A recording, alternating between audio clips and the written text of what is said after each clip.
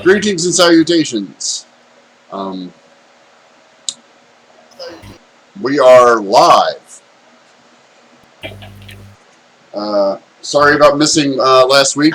We had some family issues with some of our players and myself, but we're back.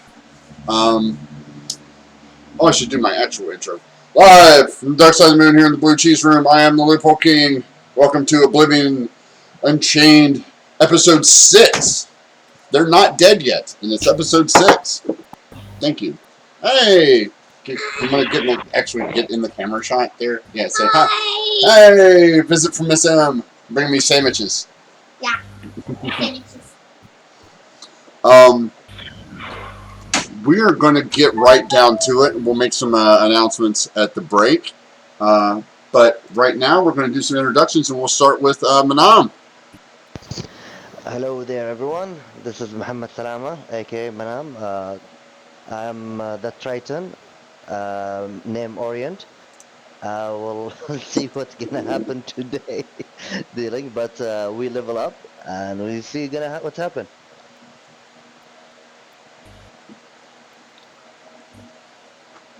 Thigh. Greetings and salutations. I'm Sai. I'll be playing Echo Hemlock, Chief Cat Herder, and I'm learning very hard to try to not to do too much face palming on stream.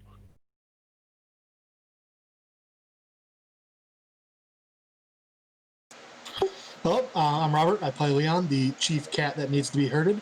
Leon is a fighter and also the party's official trap detector. And I'm David. I play Dan Reaper, the Verdan Warlock of the Undead Patron, who exists to try to open doors and usually terrify people with horrifying warlock powers. But mainly the doors. Mainly the doors. Yeah. My question is, when do you get? I'm going to get seriously worried when he starts progressing from physical doors to like doors to other realms and doors to other dimensions and that kind of thing is going to really start worrying me. Don't give him an idea. Oh, we've got a few levels to go before I get access to any of those spells. And by then I should have counterspell. And I'm Rick. I'm the Loophole King. I will be your DM today and every day that we play. When we last left our adventurers, I was going to say heroes, but I'm not quite sure you guys are heroes yet.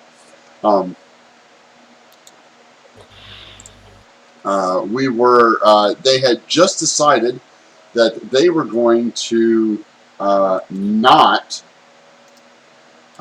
go to the wizard's tower to fight the evil wizard. Not yet. That's a little bit above our pay grade. Yeah. They had also learned that their employer of late is actually part of a secret society that is trying to prevent the awakening of the elders. And Dan has found out that one of his trinkets that he woke up on the beach with is actually a key to help unlock one of those things. The door that doesn't need to be opened, actually. Which is going to be a real problem for Dan. He'll be like, but I have the key. It fits right there. See? Some things are not meant to be opened. So the party has decided that they may or may not stay in town. They're not sure what they're going to do. So we will start with all of them in the tap room here of the Sanguine Dawn.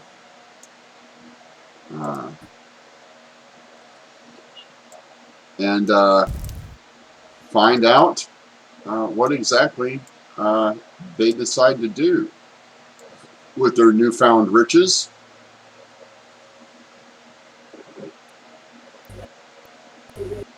I think Leon already spent all of our riches.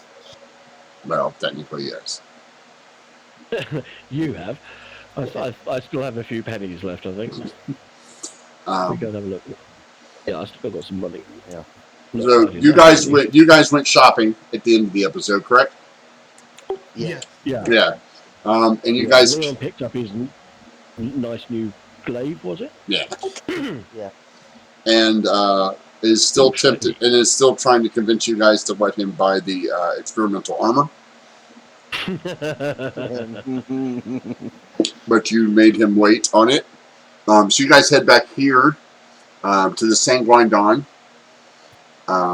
which is closer than the Fat Goblin, because this is where you've decided that you are going to discuss what you may or may not do for this person. Croage, whether you want to accept his invitation to join their society or not. Yeah. Let's I tell you what, let's go over to a table in the corner where we're less likely to be overheard by the local patrons, so we can have a quiet chat.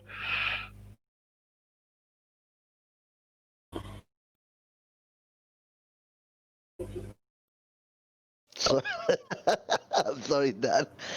Who's this guy just up here? Can we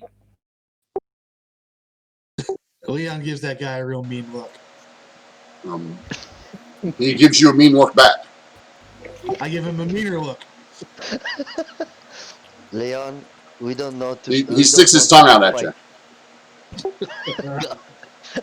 you. We don't have to pick a fight with everyone, Leon. so Leave it alone. I'm gonna lean over to Dan. Is this how they do flirting? It's really different from where I come from.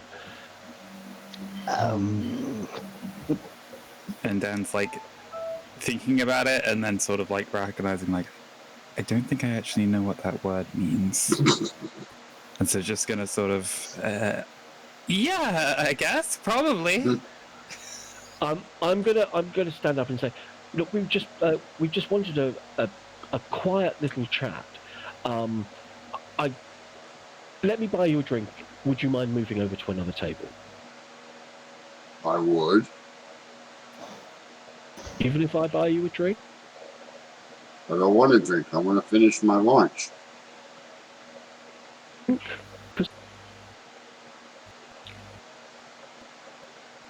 don't care what you're talking Is about. there anything? I will bring out one gold. I'll give you 1 gold. Just take your lunch and move your table. Make it 5. No. What is he actually eating? What's on the plate? He's eating ham and vegetables. Okay, what I would like to do is have Luxman get up out of the cage and just let him scamper up onto the table, like scoop up the ham, and then very like pointedly like scurry off with it. God. So Luxman runs up on the table and the guy goes, "Hey, rats again!" Then you hear the lady from the bar, "What do you mean rats again? We didn't have rats. We had mice, but not rats." And he goes to shoo Luxman off of his table. And fails horribly at the shooing. So have Luxman make a quick attack roll to see if he can snatch it and get out of the way. Okay, I don't think I actually have a character sheet set up yet. No. Just roll a d20 and add 3. Versus the AC of ham. Well, it's to see if he can get in and out. Yeah. So yeah, Luxman snatches it and darts off with it. He's like, "Hey, is that yours?" As he sees Luxman scurry back over to your feet and is just chewing the crap out of this hand. No. The idea I had was that he was basically going to do like a Jerry from Tom and Jerry and be like taunting and like deliberately running. The idea is to try to get this guy to chase. Oh, to get him away from the table. Okay. So Luxman grabs it, scurries off to the edge of the table, and waves it in front of him, and goes, nah, nah, nah, nah, nah. And let's see what the guy does. And he's like, come on. Fine. And the guy's like, he gets up and he moves over to this table. And he's like, can you bring me some more food? She's like, yeah, okay. And then there's like a puff of silver mist, and suddenly Luxman is back up on Dan's shoulder, and he's a little bit like, doesn't entirely know how he did that, and just like scoops the little fish rat up and puts him back in the cage. And then we didn't actually roleplay it last time, but I did get told about Thomas, the seller of exotic goods. So could I have gone and bought a fish bowl and be sort of getting that prepped and ready as well at the table? Just Yeah. If you want a fish bowl, Luxman, now that you're able to communicate with him on a personal level, he doesn't really want to live in water. Like, he likes the water and likes to spend a lot of time in it, but he doesn't doesn't want a fish bowl. Right? He's like, the cage is fine. Like, it's comfy. Okay.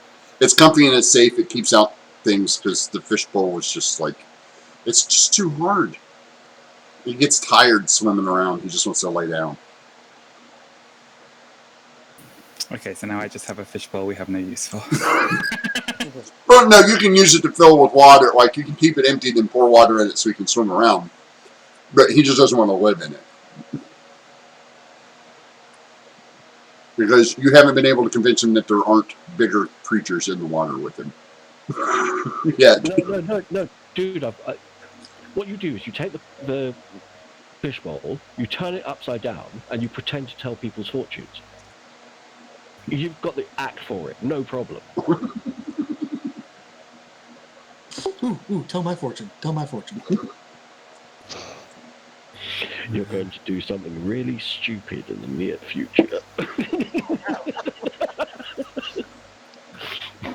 Orient will look, why I'm not surprised.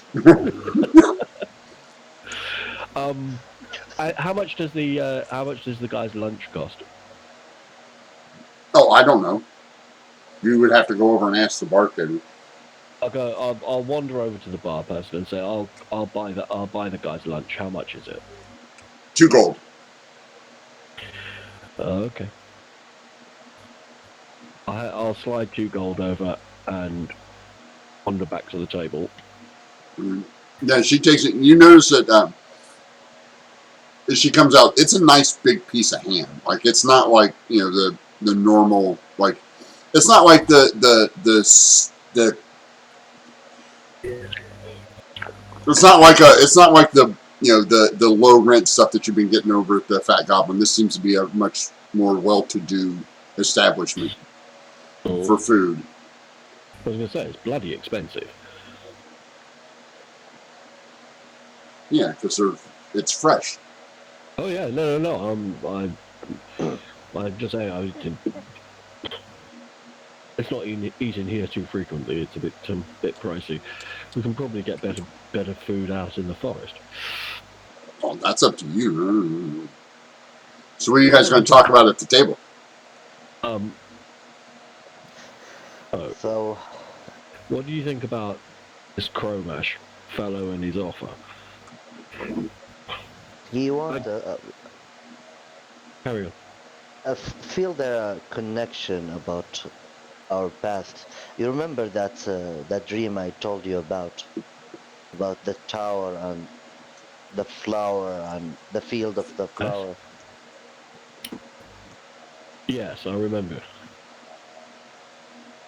The connection, I believe so, to our past. So, but it's the same thing is dangerous. I'm not sure. He seem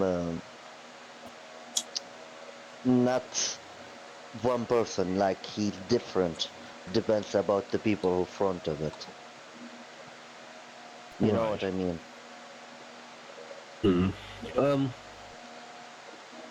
Do we trust this Cromash? I mean, let's face it, he hasn't exactly been entirely forthcoming about everything, has he? Well, I think Yeah. every time we've seen him lie, it's when somebody else has been around. I think he's just protecting an image of himself more than anything. Hmm. I agree that it seems like this Guardian project is trying to do what's right. My concern is that they don't seem to have any consideration for our safety.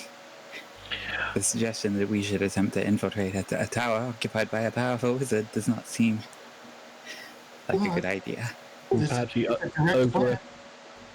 perhaps he overestimates our abilities.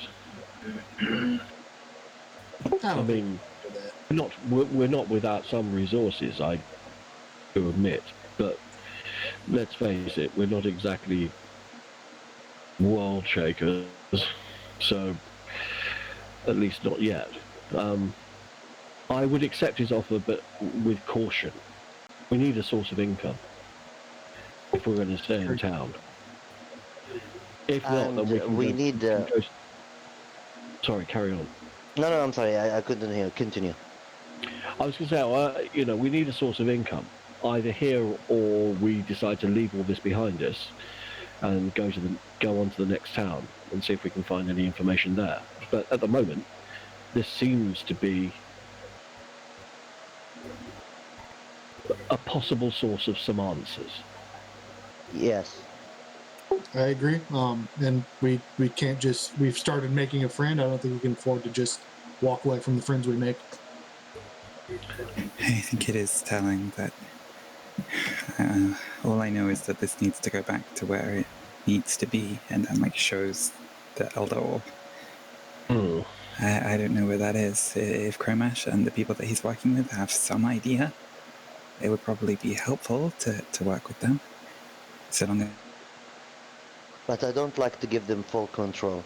If you're gonna be a system, I don't want to be like we become. Yeah, I don't want them to think we're their minions. Yes, this is I'm not anybody's minion. yes. This is my condition if I'm gonna assist them, if anything.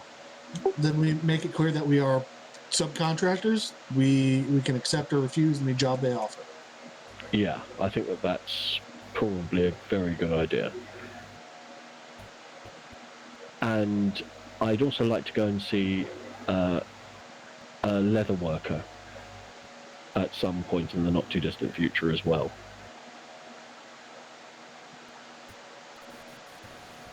I'm Why not?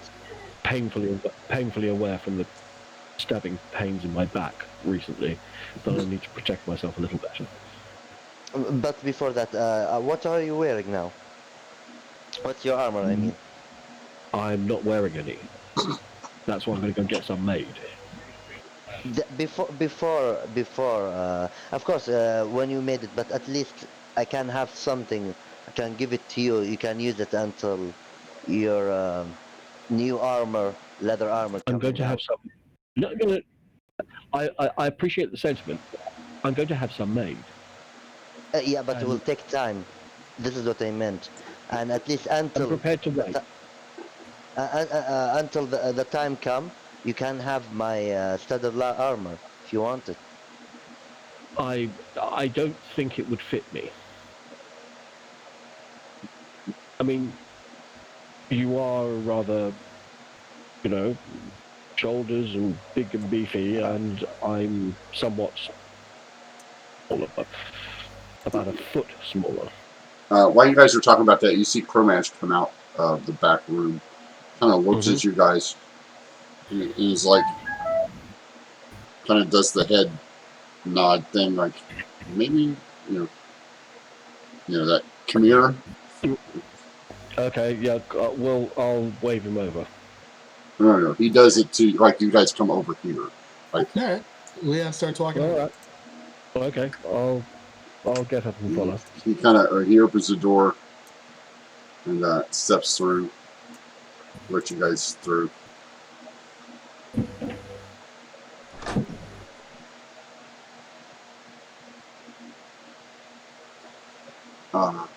Hey, can you guys come back into the meeting room?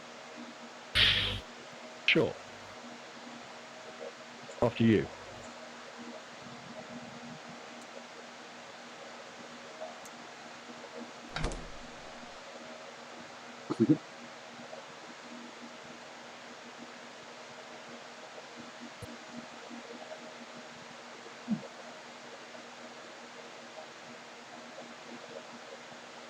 He waits for you all to come in. So have you guys thought about helping us out, or did you guys just want to go and not? We've had a brief discussion, And I believe that I speak for all of us that we're prepared to work with you, but Oh, we're not prepared great. to work for you. Huh? Oh, yeah, no, sure, we can work something out. That seems, fine. Okay, just so long as it's an understanding that we're being brought in as full members on this, we're not going to be treated as anybody's minions. Oh, no. Oh, of course not. Of course not. That would just be rude. Yes. We would be terribly bad at it. So you don't want to go to the Wizard's Tower, right? That's what you said? Well, at the moment, we don't believe that we would be in a position to be able to challenge a wizard of any skill, any Oh, real skill. okay. That's fine. We're prepared to consider helping you in other areas should you require it. Well, I mean, there is something else we need done, but I mean, I thought you guys were adventurers, so I mean, this is just more of a fact-finding thing than really anything, that would probably doesn't need your full attention, but I mean, if you guys want to, there's been reports of bandit attacks in some local villages. And we need somebody to. We were going to take a look into that with some of our other people, but since you guys don't want to go to the Wizard's Tower, we'll have to probably send them there. So, can you guys look into that for us? I'll look at the rest of the party member to see if I'm getting any feelings of assent or dissent. Leon is nodding emphatically. Okay. Dan? Fact finding. We can do that. What is a fact? Are Are they what well, we're protecting the basically going bandits? to go and see. We're going to go and see about the bandits and see whether or not that's a situation that needs what kind of resolution that requires. Orient? That what you want to do? Do you want? The question is: do you want found where the bandit, or you want us to deal with the bandits? They're two different things. Well, I mean, if you find out some information that can deal with the problem, then that would be even more awesome. Because there's not a lot of we haven't had a lot of bandit attacks in this area for a long time, and we're getting reports that they've been attacking some of the outlying villages. Matter of fact, I think they attacked Cliffside. What? Earlier this week? Yeah, we were there actually. What? You were there? Yes, we helped fend off some of the bandits. Oh. Some of us more successfully than others. Well, Well, that's great. And you guys are exactly who we need. Yeah, find out what's causing these bandits attacks. Like who's behind it, and if you can stop them, that'd be even better. Okay, and we'd be happy to help you out with that. Is there some kind of recompense involved with this? Recompense? Oh, you mean pay? Oh, well, yeah. He starts flipping through the. You see him start flipping through this journal ledger he's got in front of him. He's like, yeah, I think we could work something out. It would depend on like the information, or if you guys actually stop them, or what's going on. But you know, Assume we go there and deal with the problem. well, that would definitely earn you a much bigger payment. Okay, and can we settle on a number or an indication of a number? I don't like, one doesn't like to do these things with vagaries. Oh, you see him searching. He does a little math. He's like, well, for the information stuff, like 50 gold pieces a piece. Would that be fine? Mm-hmm. And if we manage to stop the bandits? Oh, well, then we'll have to talk about that. I don't have any, like, again, we're waiting on some other stuff. We have several business ventures that we're waiting on results from. So that would have to be, we would have to discuss that if that comes up. But can we assume it would be substantially more than 50 gold pieces? Oh, yes. Well, you would automatically get the 50, and then we would compensate you for your time and effort based on the difficulty. May I ask, do you have any information of these bandits? Any information would be satisfying. Well, they started to the east of Cliffside, so you probably want to head that way. So are there like the attack they did? Like they are new bandits or old? Or What do you mean new? Yeah, we haven't had like regular bandit attacks on towns and villages in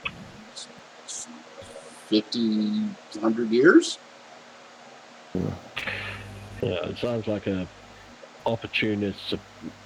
group of opportunists have decided to start raiding. How many places have been hit? Oh, we're not sure. At least 3. Okay, and are they all in a similar location to Cliffside? So it's Cliffside and other places fairly close by to there. I mean, yeah, but the villages and towns aren't really close together. And things are kind of spread out. I mean, there's probably a day or two between most of them. Leon raises his hand and asked, didn't we already take care of the bandits in Cliffside? Isn't that where we met each other? It is, but we don't know how. We took care of some bandits. We don't know whether or not we took care of all of the bandits. Well, what's I the suspect quite a number of them. How old are your reports of bandits? Because we actually came from Cliffside where we took care of a band of them attacking the village. It's been over the past couple of weeks. then there So would that's have been. probably the report of the bandit attack that we were involved with, but that doesn't mean to say that there still aren't a bunch of bandits out there. I think we should go check it out. Worst case scenario is we go out there and confirm that we wasted the bandits, so we come back and get 50 gold pieces for the information. I guess so. I mean, technically, if we could come back and say we've solved the problem, because we did, and get paid. We just need to go confirm that we solved the problem. Yeah, and just make sure that they were not the only, make sure that they were the only bandits and not a group, a chunk of the other ones. Okay. There could be many, many bandit facts. We have taken out one Lots of of them. facts of bandits, yes. So Hmm. we need to know if it's all one big fact or if there are lots of little facts. Yep. Well, I mean, do you guys know your way around? We can make it back to Cliffside. No, I mean, do you guys know your way around Oregon? No. No. No. But Well, I figure if there's a group of us out in the open, we'll probably make a fairly good target for bandits to attack. We take one of them alive and ask them a few questions. well, I just meant like, would you like to know where to go? Yeah. Do you Oh, have absolutely. A map? Do you have a map you could show us on? Yeah. I mean, a map, a local map of the area and an indication of the 3 settlements that have been hit on the map would be really useful. Thank you. Sure. Hold on one second.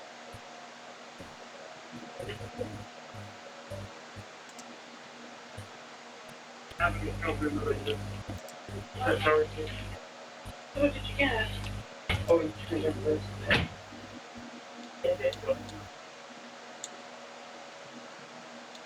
Let's me bring you guys to the map.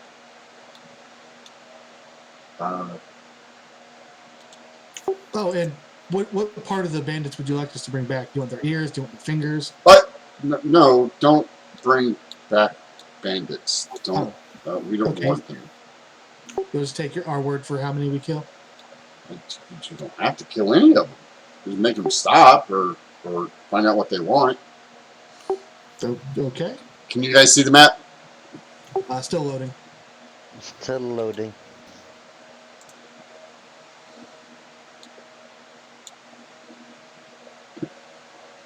Might be stuck on 80%. Hasn't moved. Hmm. For me, it is the gray screen. Let me see if I can pull you guys here faster.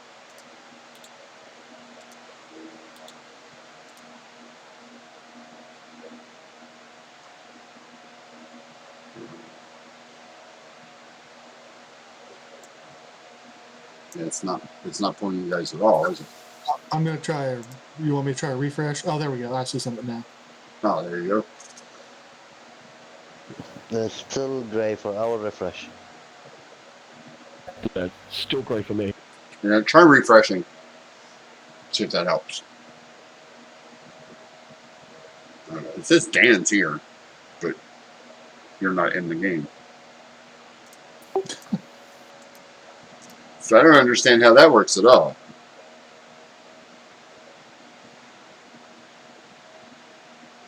Yeah, I'm refreshing because it got stuck at 80% for me. So. So you can see everything, Robert? Yeah, I see the map.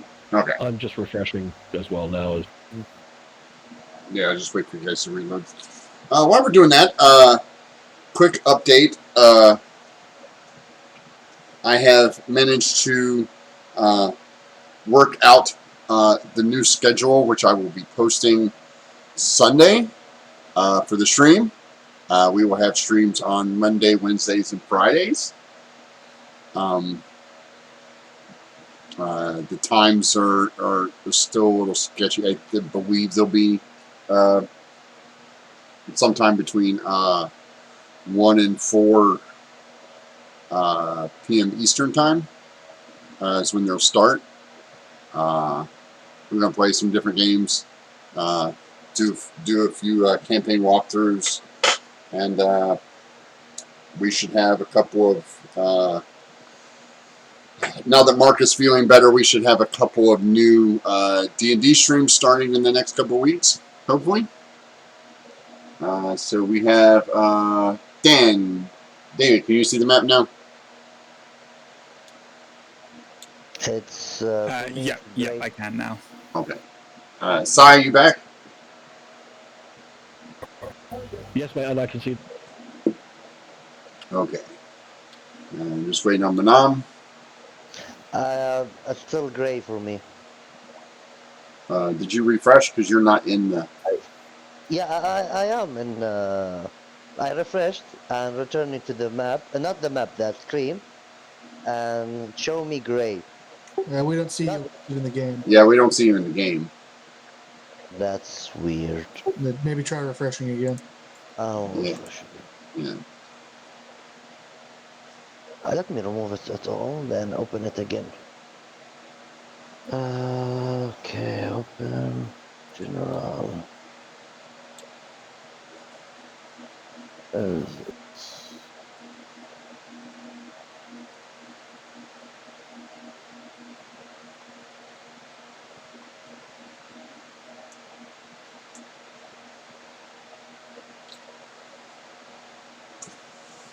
Oh. Hope everybody's doing great out there. Please don't forget, we are still running the Extra Life donation campaign. Again, at every $100 that we hit, I'm giving away a set of dice. And then at the 500 mark and the 750 mark, we're going to have some DD figures to give away, and a one shot to do at the 750, and then at 1,000, I'm gonna dab on camera, dressed as a cleric of the dab god, to some random. What have you picked so far, David? Was it Ave Maria? Was that what we're going with? Or People haven't actually been putting it that much. I think when we get closer to it, we'll probably have to have like an official poll, and we'll start narrowing down what the options are going to be. But yeah, Ave Maria was one of the. Did I show up? That in the what was it? The theme from Les Mis, right? Yeah, inside the game. I am now inside the game. Still, like, I can't see everything normally, but the map, it's gray for me. Hmm. You might just need to give it a little bit longer, because mine was doing that for a little bit, and then it updated, and I was seeing the map. Yeah, because I don't see you in the game still. That's strange. Let me try write something. Yeah, I see that, but it doesn't have Okay. your character. It doesn't say Orient. It says Manam. Did you pick your character when you reloaded the game? Yeah, I picked yeah. Ah, there you are. There you are. Okay. Oh, that's a nice map. Well, thank you. I work hard on this. This one was a little harder. All right, so if you come down to this area, I'll zoom in right here, and then I'll point. The city that you guys are in is right here. This little box right there. Okay. I haven't put all the cities on yet. All right, so you guys are here at Farhaven.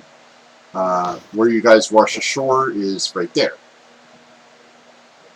the cliffside. And then there's another village this way, and another village this way, which have been bandit attacked. So they're inside the wood. You need to search, but. And then you notice that there are some unlabeled cities. There's a large unlabeled city right here. It looks like to be twice the size of Farside. And then there is another large city on this coast right here. Interesting. Okay. Leon would like to scan the map real quick, see if he sees anything labeled as the Pride Lands. No, there's no labels. Only the local area that you have is labeled. The rest of them are just notations. Okay. And it looks like this.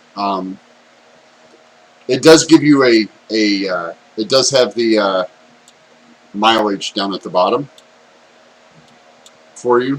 He goes, yeah, this is the most recent one that I have. It's not labeled very well because, well, it just is. But I mean, like, there's the volcano, and then the mountain ranges, and then the desert, and then I will ask a question for curiosity. Where's the tower? Can you pinpoint the tower in the map? oh yeah, the tower's over here by the desert, like Oh, right in this area. Oh, okay. Like it's right inside the desert. No, it is extremely far. We are here.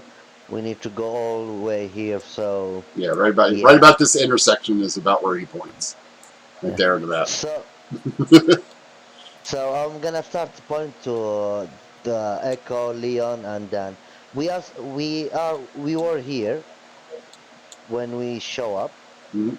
Like normally, I'm not telling anything else, saying anything. And when the village that we found the bandit was here, right? Yeah, that's where you. No. You guys were right there. That's where you guys washed ashore, and that's where the village was. Like right Yeah. there. So The town you're in right now is here, and then the next village is here, and then like here. Like they're not they're not. He goes. These are just like guesstimates because this was just a map that I had them make for me. It wasn't supposed to be labeled or anything, but we put some on there because we started to use it like that. But yeah, most of this is just. I mean, you could probably find a better map in one of the bigger cities, like I'm sure that Crosswind has a much better map.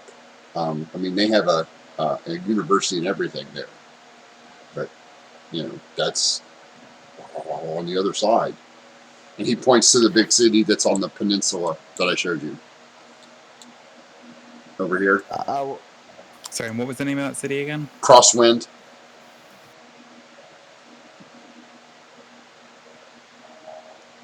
So are you gonna?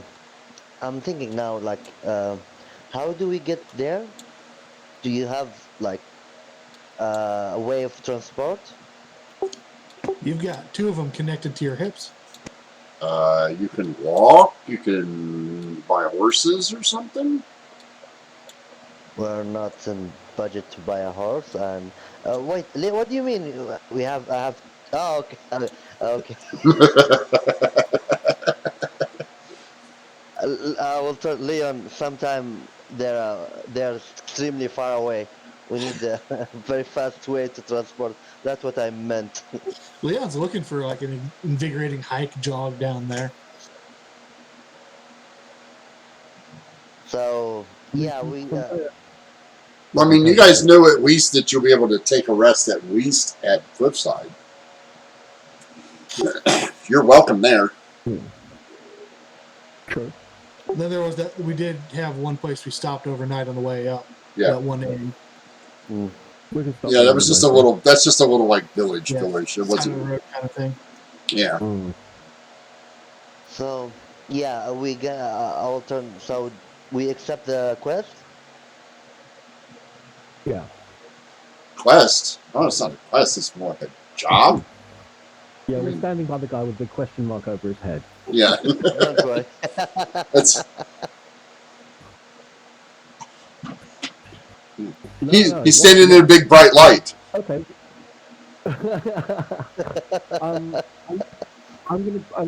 I'll say to him, okay, well, we'll definitely go and investigate these bandits and get as much information as we can. If we can find a way of shutting them down, then we'll shut them down. Oh, okay. Sounds good. Come back and let me know. Will do. As you open the door to leave, he notices that there's one of the barmaids walking past, and he goes, "Yeah, and don't let the door hit you on the way out." Don't worry, I'm always very, very careful with doors.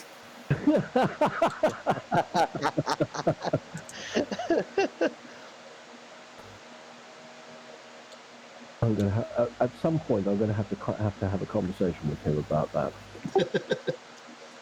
Sai, meantime, you're a little muffled. Is that any better? A little. Okay, let me see if I can do something about that. Yeah, that should be.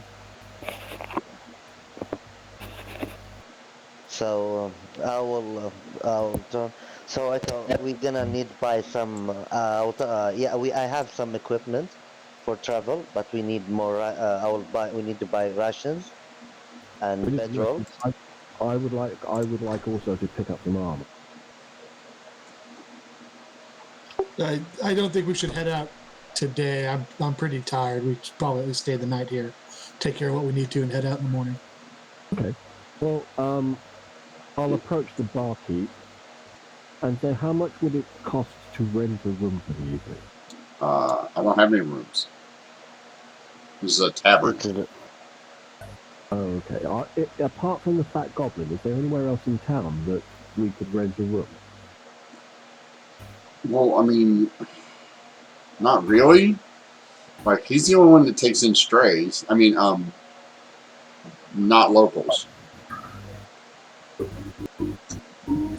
I mean, you might be able to go down to the docks. I mean, there's a couple of empty huts down there that you could probably just like sleep in.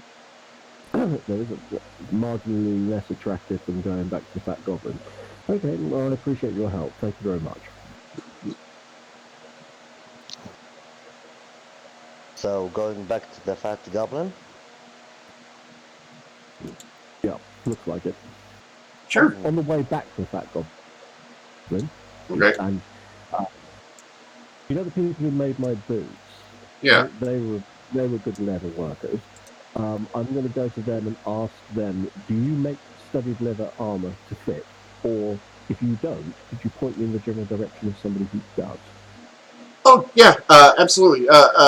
Next door, the Hammerstones. Fantastic. Thank you very much for your help. And I'll go next door. Let me guess. It's the dwarves. Yeah. Oh, okay. And I'm going to pop in and say, I was wondering if you might be able to help me, please. I'd like to get some leather armor made. Sure. What kind of leather armor? You want studded leather armor? You want banded leather armor? You want leather armor made out of something that you found? Studded leather armor, please. Studded leather armor. Yes. Studded with what? You want spikes? You want rivets? Do you want little onyx things? You have your own gemstones that you might want to put in it? Anything special? Or just like generic studded leather? I'd like it to be of good quality. And well, it's always good quality. What do you like? I'm not just skinning a cow and wrapping it around you.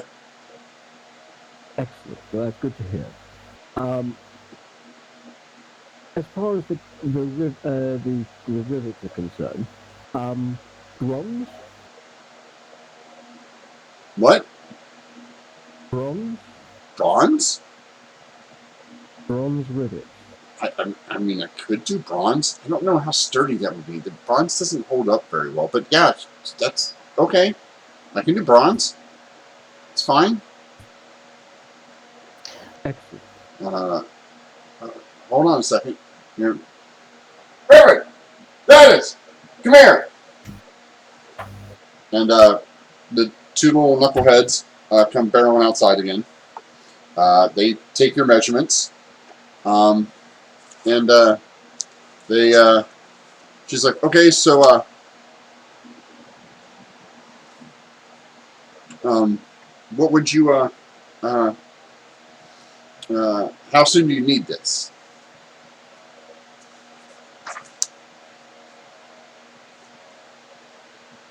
So you want to keep it to your normal high quality standards? I would prefer it, yes.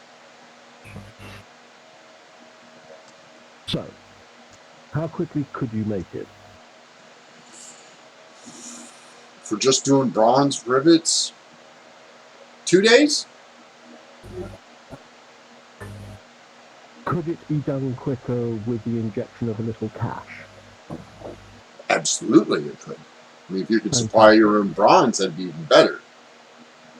Unfortunately, I'm not a blacksmith or a metallurgist, so I tend not to carry around ore samples with me. Means I gotta go over and talk to Okay. Darvis. So- I don't want to talk to Darvis. It's fine. I'll send Malik to go talk to Darvis.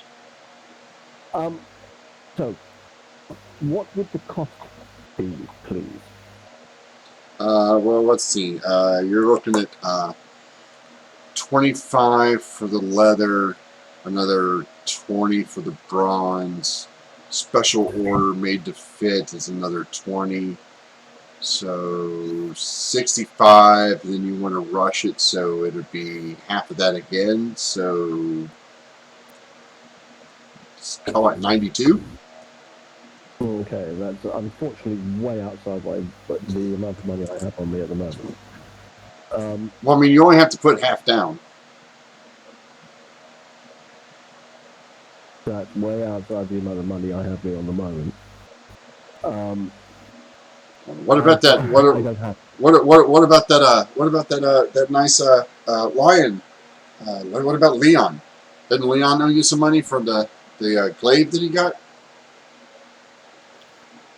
It's in the same day. So I know. believe he gets. Well, that was a gift. Huh? That was a gift.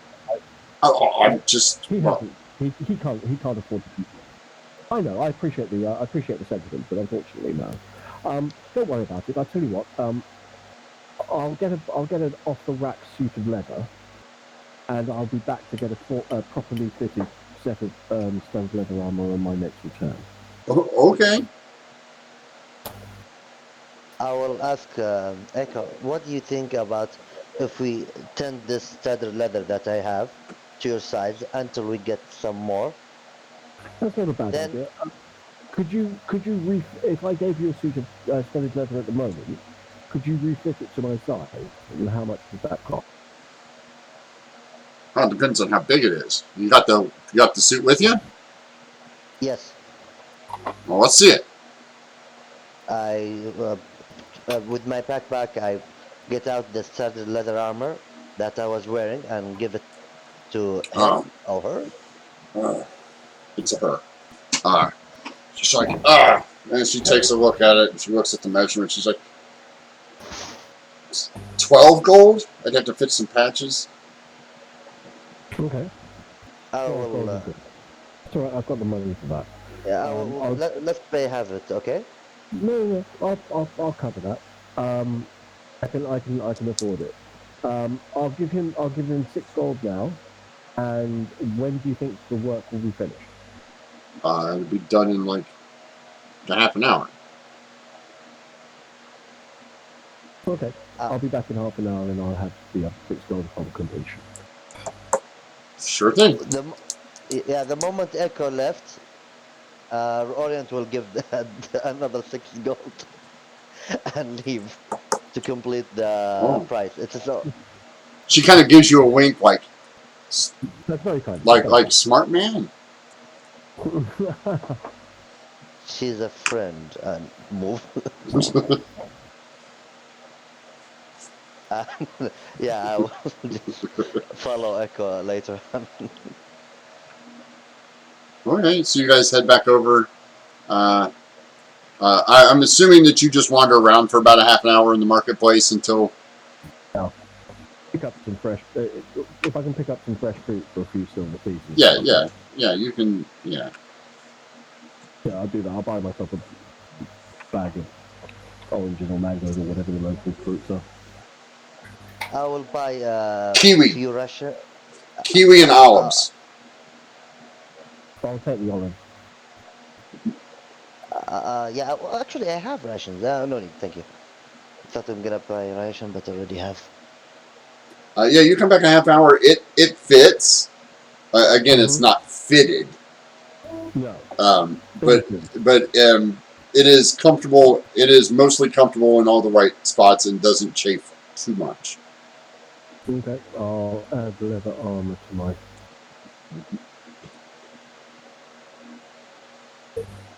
You said that was studded leather, Manam? Yeah. Yes. So you have studded leather, not leather. Yeah. Yeah. Those are two different things. Yeah, like I said, it's as best they could do in a half an hour. But excuse me. It retains its armor class and it fits mostly. You meet the guys back at the Fat Goblin, and it is 2:00 in the afternoon. So what you guys up to? I will go to the. He's still asleep here. No, Or no, he wake up? he's awake now. Yeah, I will go and I will pay for the day for all of us and for a food until next day Uh, because we already took our nights, so I will pay for one more night. Okay. Cool. So how much all of that? 4 people for a night Yeah, with the food. with the food. It was 2 Yes. gold apiece with the food. So yeah, I'm giving him 2 gold apiece. Okay, mark up to 8 gold. He's like, you guys are staying longer, huh? Cool. Yeah. Is there anything wrong? By the way, he didn't tell us. Is everything good with the warehouse? Your warehouse? Oh yeah, no rats at all. No rats at all. Not a single rat. Can can you tell your little friend to come over? My little friend? Yeah, the little green guy. What's his name? Dan? Yes. Yeah, I want to talk to him. Is everything okay? Oh yeah, everything's fine. Totally fine. No problems at all. Okay. Then I will turn, I will point to Dan to come here.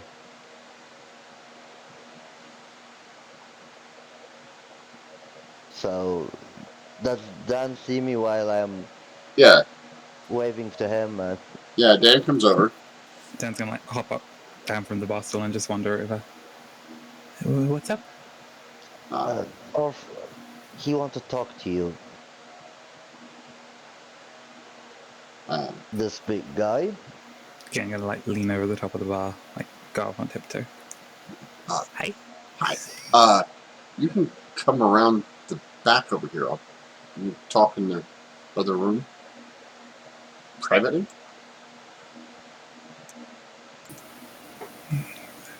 Okay. I can do that. And Dan's gonna like follow him, and as he's like closing the door behind him, gonna reach out telepathically and establish that bond with Orient to just sort of go like, I'll let you know if I need help. I'm very close. Like I'm returning the message. I'm close. Leon has fallen asleep in his chair. So, I understand that you have ties with, the Thieves Guild, and you are a practitioner of some dark arts. Is that true?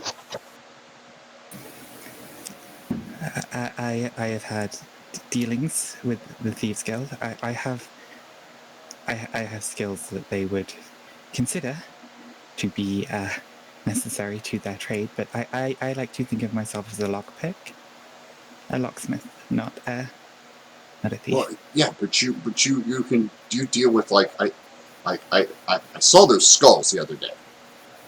Yeah, it's Well, yeah, no. That's fine. I'm having a problem. Can I trust you?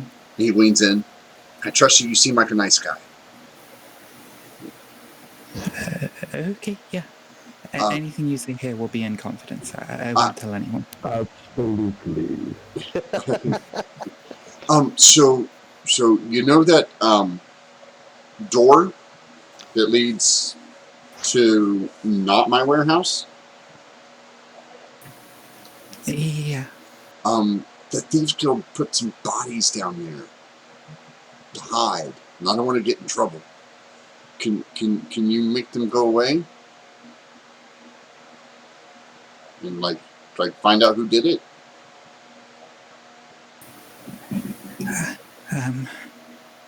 I suppose so. We would probably need to go tonight. We were sort of planning on. We have a job out of the city, so we were going to head out in the morning. But this seems like the sort of thing where the sooner we get it done, the better. Well, you could take the bodies with you when you leave town. If we could find a way to make that work, we could try it. Look, I run a respectable business. Now, granted, some of the stuff that I ship doesn't always see customs, but I'm a respectable businessman. I don't need any trouble with the Thieves Guild with them burying bodies in my storage areas. It's okay. I understand. I'll have a quiet word with my group, and not necessarily let on the specifics, but that you have potentially got a little bit of extra work for us. And if since you're leaving, I tell you what, he reaches in, he gives you back the 8 gold for the food and stuff. He's like, I'll give you this stuff back, and then if you can make them go away, there's more in it for you. Okay, that's... and if you do it tonight, just try to be careful because I think I have a shipment coming in. So hopefully the bodies will be gone before the shipment gets there because I don't need any other nosy people. What time is the shipment? And you see him, he pulls up his sleeve, and he's got all this scribble written on his arm. He's like, 6. Or 6? When is 6? 6 is, that's the one that's between dinner and midnight, right? I think so. Yeah, so we will try to get this done before then. As you said, you wouldn't want anything that's going to stop your shipment from going smoothly.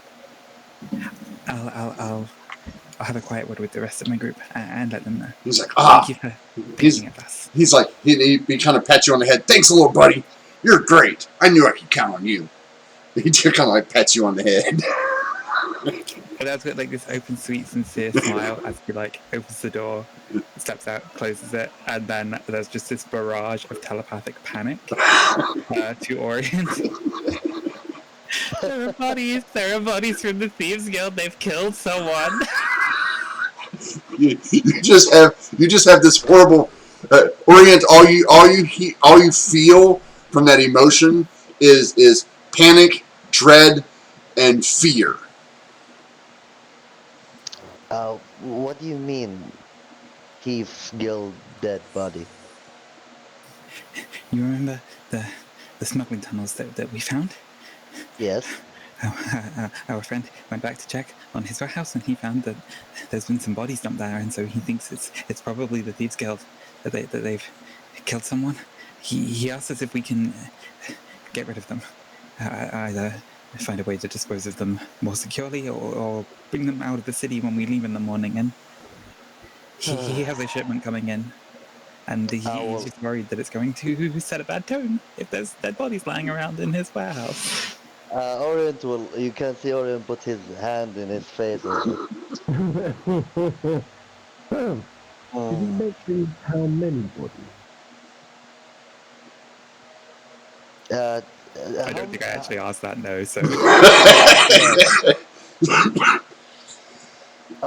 Okay. Dan, don't worry about that. I will take care of it, I promise you. I think we shouldn't go down to the docks together, though. I don't think you should go on your own, Orient. Yeah, I will not do that, but first, I will do something. I made a mistake. I will not do the same mistake this time. I will go and ask this bartender.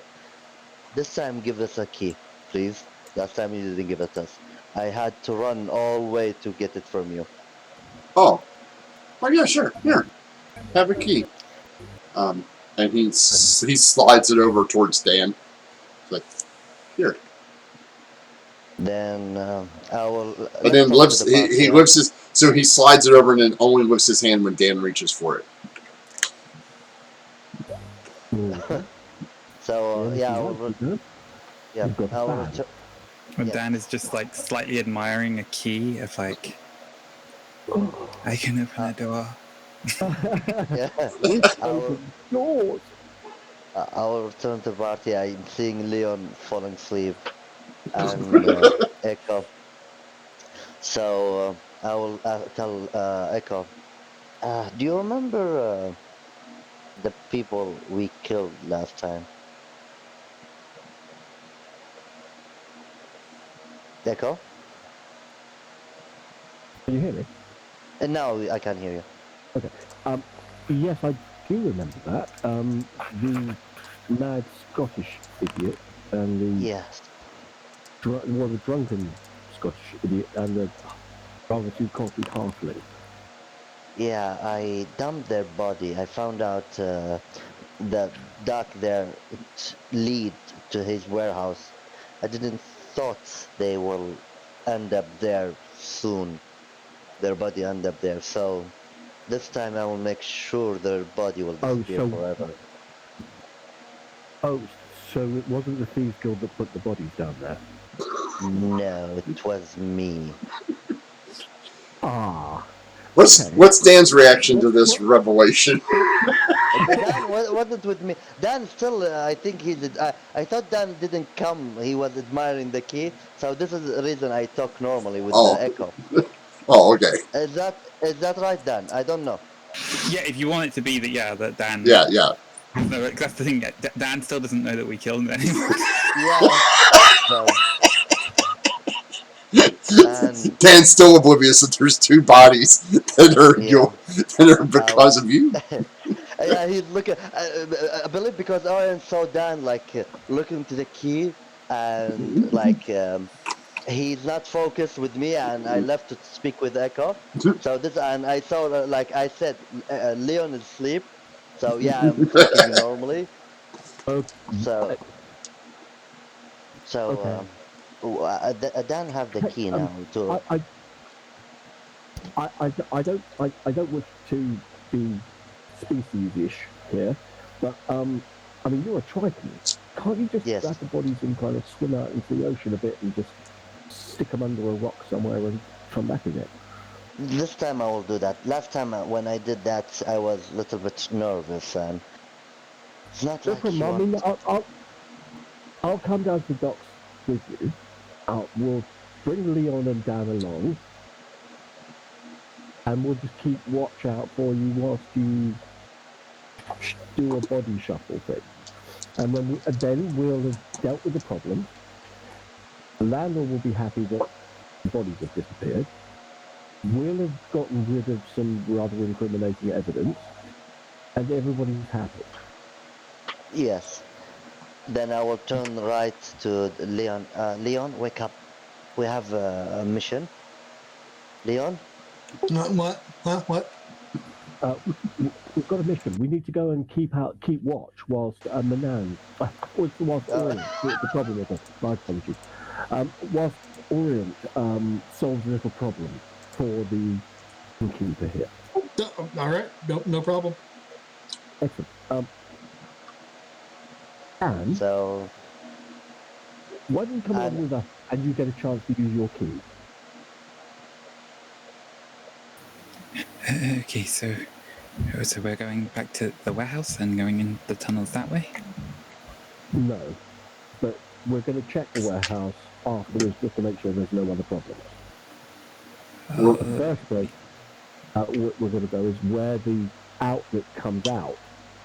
The smuggling tunnel comes out, so we can get the bodies from there. Yeah, the fastest way is to go through the warehouse and down the tunnel into where the. Okay, if that's the fastest way of doing it, that's the way we're doing it. Yeah, that's the fastest way. Okay. Because the docks are technically outside. Yeah. Okay, that's what we're going to do then. This way you don't have to go around any walls.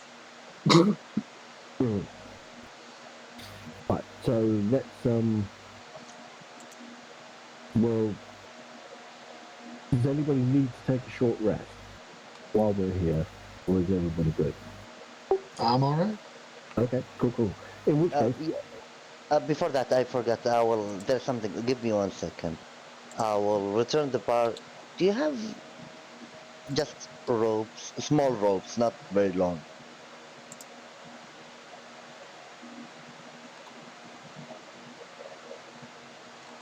Yeah, King. No.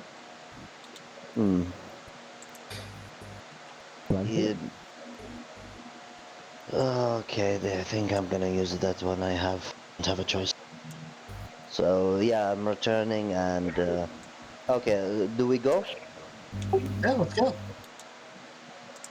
Okay. We might as well get this done and out the way.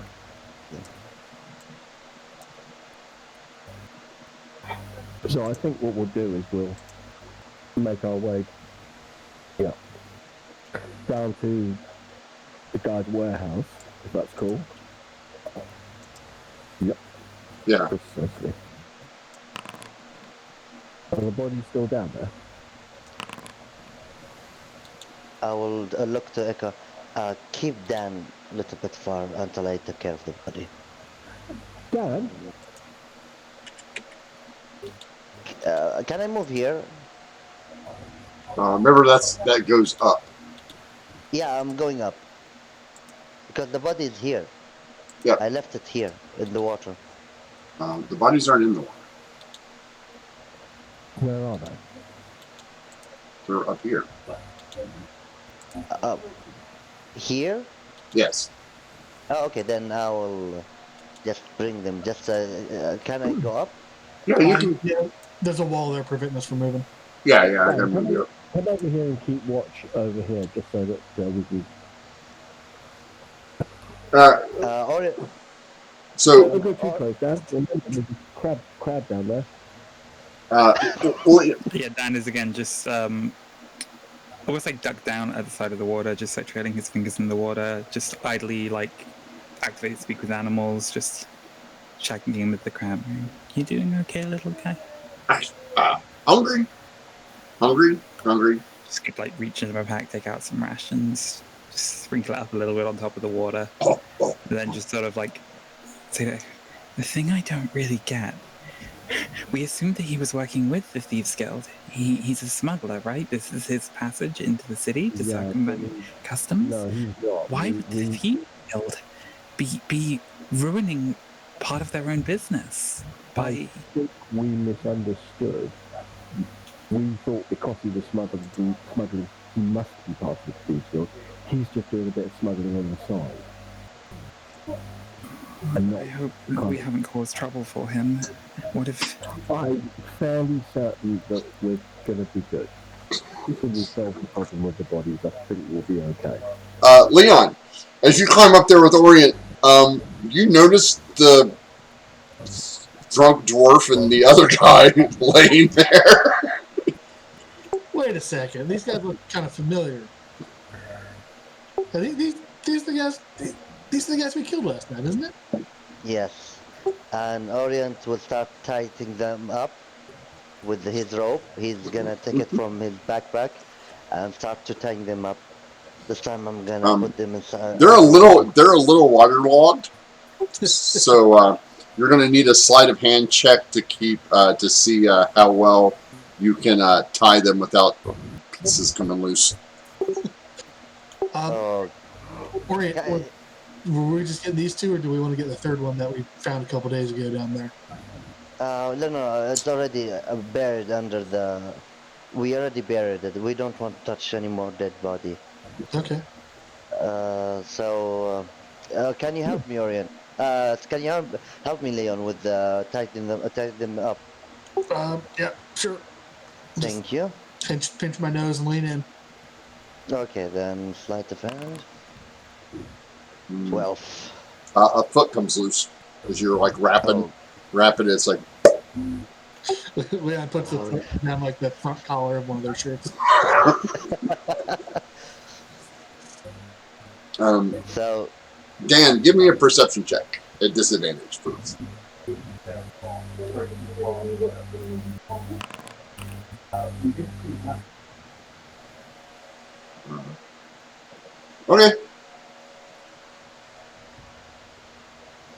so after that, I take them, like, I start pulling the Okay. dead body.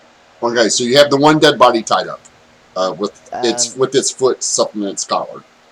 I tied the both body together. Oh, you're Because tying it's them 50. together. Oh, Yeah, okay. they are Then give 50. me another sleight of hand. Oh, okay. By the way, Leon helping me. Oh God, I'm rolling 10. This time it is a left arm. Duh. Leon grabs the arm. Where's it? No. The the other one, the one that I didn't shove the foot in, I'm gonna like try and shove this down the back collar of his shirt. So he's Okay. got like a hand sticking out. So, oh God. Dan, you hear some squishy noises and some. Ooh, that's not supposed to happen. Oh, where do I? And you can hear Leon going, "Where can I put this arm?" Leon does kind of think out loud. Yeah. Leon thinks out loud. So, where can I put this arm? Oh, just let me shove it in there. Just step aside. I got this. That doesn't sound good. Oh, it must be so horrible and grisly what the thieves god have done to those poor people if they're in pieces. Oh God. So, Leon, please help me to pick them up the water. The moment in the water, I can pull them easy. All right, you got it once they're in the water, though. Yeah, then I. I'm playing a cheerful little tune to try and raise Dan's spirits. All right, so Orient, you pop into the water. You've got these two bodies tied together, and you can hear that crab going. Is that all for me? Is that all for me? You shouldn't eat them before. I ate So, some of them. yeah, I'll They, put it's them this just time. the other water lady took them out. Water lady? Yeah. What is water lady? Like you. Like me. Uh huh. Orient start to remember because he didn't left them there. He put them in the water. Yep, sure did. So somebody hid the bodies even further, basically. No, it's just threw them from. He didn't like it in the water. Just threw them out of the water. Okay. Oh, okay. Well, in which case, this time, can we find a way of weighing them down? Or Yeah, but you don't know that. You don't know that, Echo, because you're on. I'm not there. Yeah. I'm not there. Yeah, I will turn for one of the body and take out. I think their meat is still like out, and give it to the crab. And thank you for that. Oh, Thank you for he's the like information. he nibbles. He's like, no, good. And So where are you start headed? moving. This time I will head it. There's something always I want to go. I will go. Let me go here. You see a boat sunk. Yeah, I will go down and first this time I'm gonna tie the rope with this body. I'll push them between these two rocks to make sure they're not moving. Okay, well you're gonna have to make a couple of athletics checks because those rocks are like big rocks. To see if you can move them, and you'll have to let go of the rope unless you tie it to the boat or something. Okay, first athletic. Well, how are you gonna? So you're just gonna let go of the bodies and the rope? No. No, the idea is go and because it is a 50 feet rope, I will tie it with one of these two rocks here. Or you're just gonna tie it around the rock? Yes. Okay, I thought you wanted to put them under the rock. Okay. And yeah, later I will bring there are few rocks here. I will bring them and put them like above them because I don't like anything happen later on. Anything from their part gonna flew up, like their head or their bones or wherever. I don't know how that works, but I will try it. Actually, is that a net? Part of it, yeah. Part of a net. Yeah. Can I take it and like tie it more to with them, like to make sure they're not cannot move from there? You can try. Then I'm doing that. Okay. I'm going to need a sleight of hand check. I'm rolling bad, very bad. Oh God. You're a bit clumsy. Oh, Yeah, I'm clumsy. Oh, that didn't work. Did something happen? Yeah. One of the bodies came loose again. Oh God. I will continue. Before I take that loose body, I will continue my wrapping the rope and the net, try to stick them together and go back again and do what did Leon did and stick it inside their body. Um, So Dan. The little crab was like, "She's coming back," and you see him scurrying back under the rock and hiding.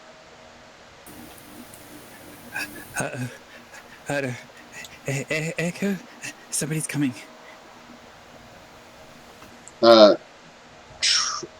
Orient, give me a perception check. okay. At last. You turn around and you see. Oh God.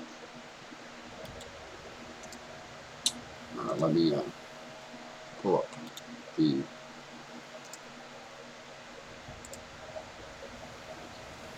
You see this, only it's a female.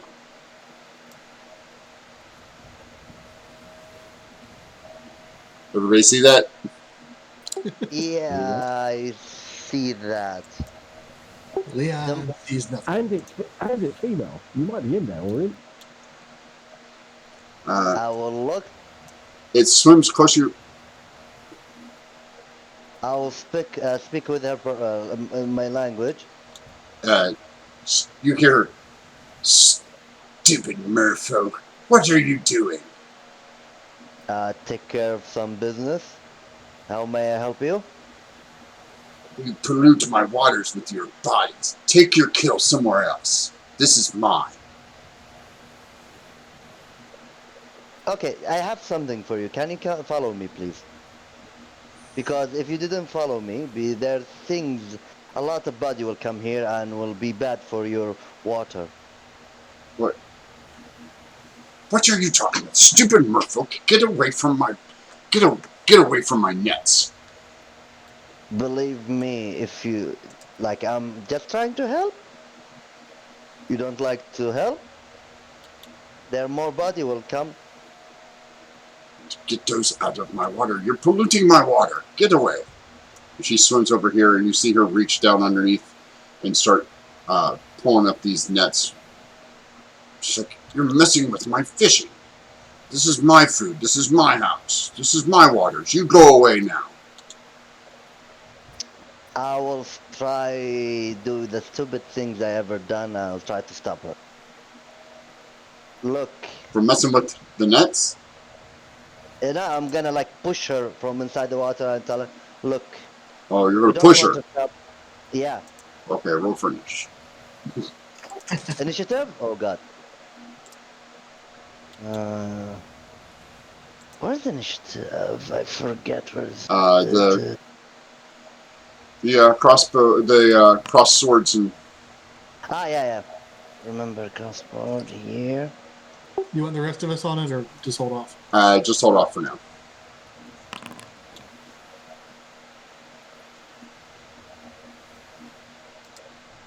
All right, go ahead and try to push her. Make an attack roll. Is she hostile? Like, is she? Yes, she's hostile. You're in her house. She told you to go away. You came back over and you're trying to take the nets away from her. You're trying to push her. So go ahead and make the attack roll to push. Yeah. It's athletic, right? Yeah.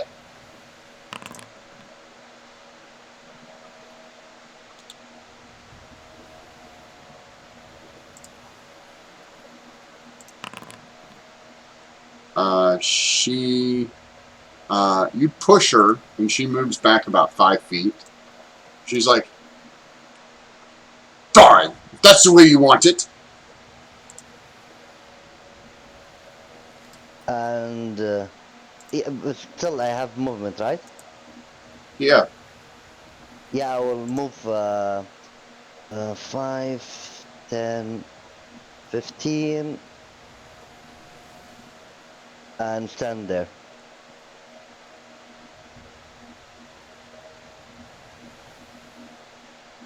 Like I'm backing up. I'm warning her, then taking out my sword. I need you to make a wisdom saving throw. Oh God. Okay, wisdom saving throw. You make it. You feel the water around you kind of start to constrict a little bit, and then it kind of releases itself. And she swims. She swims over here. Stupid Murpho, go away! It's your turn. I didn't want to do that.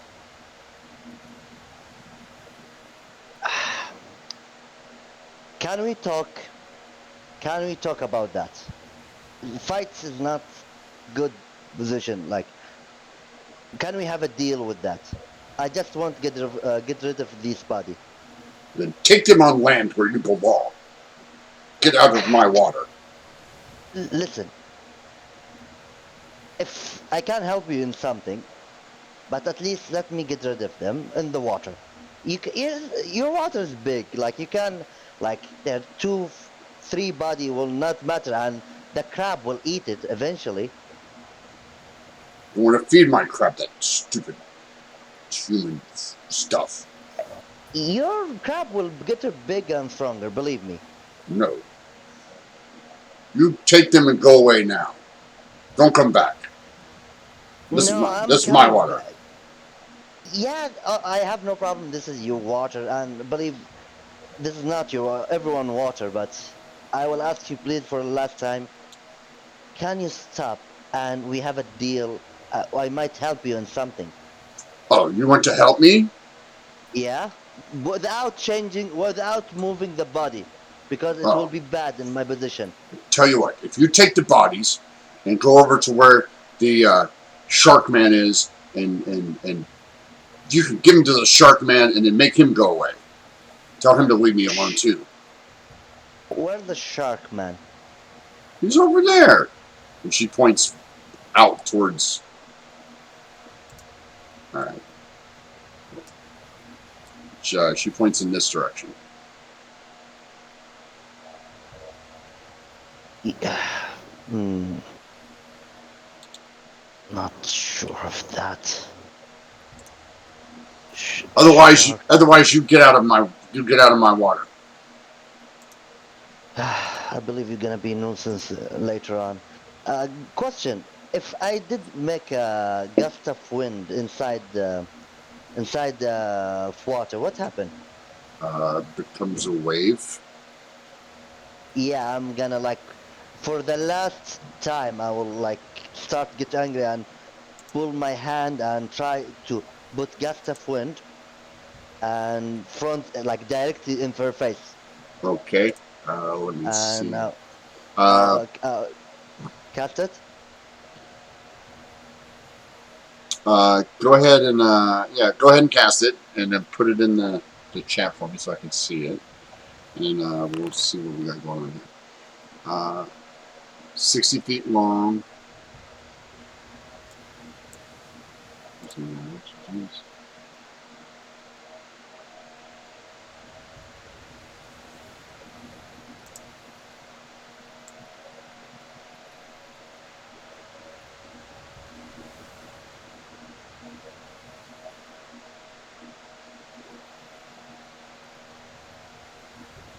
5 foot wide, 10 feet wide.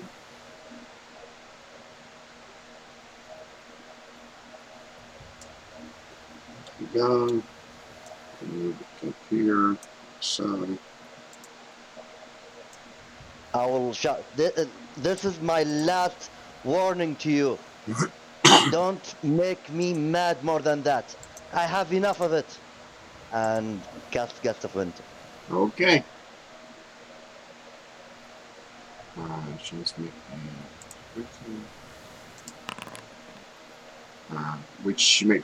You use the gust of wind, and you see this big wave form. You can see the water pushing away,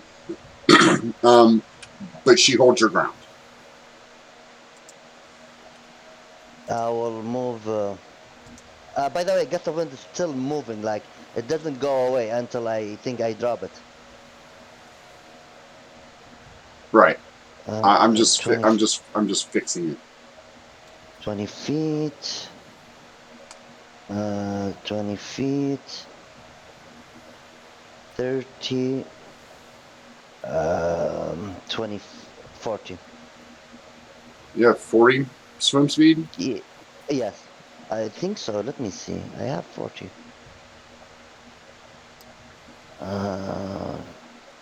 Triton. Please.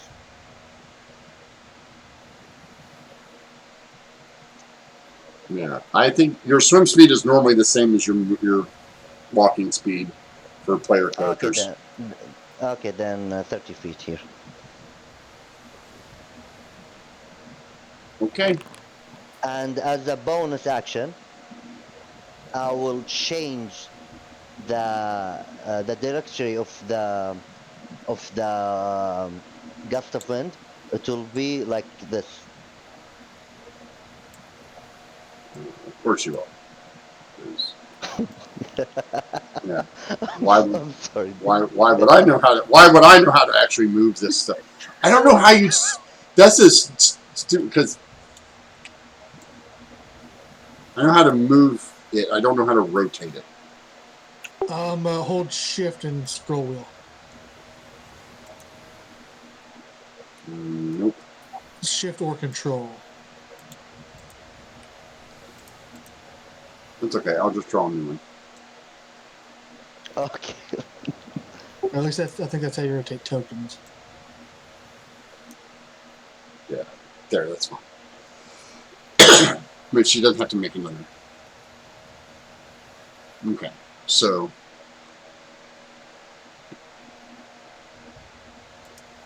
Yeah, and my turn here. Okay. Give me 1 sec.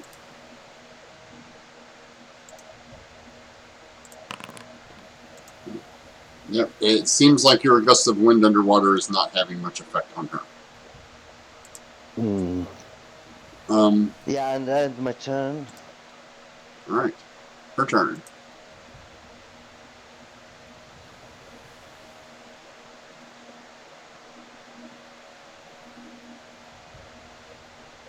All right. She swims to here and then casts.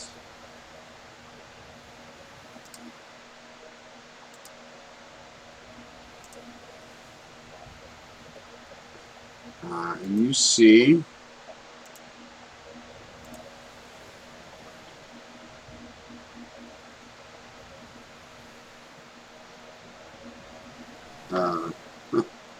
okay. Make it big. You see right here. You see a large spectral trident appear in the water, Okay. and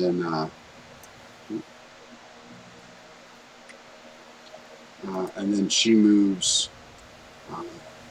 And she moves back over here, behind it. You get out now! Go away!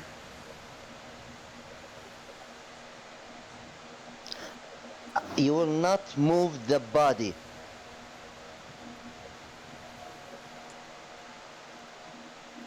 Let's have a deal with that. Are we gonna be bad for both of us?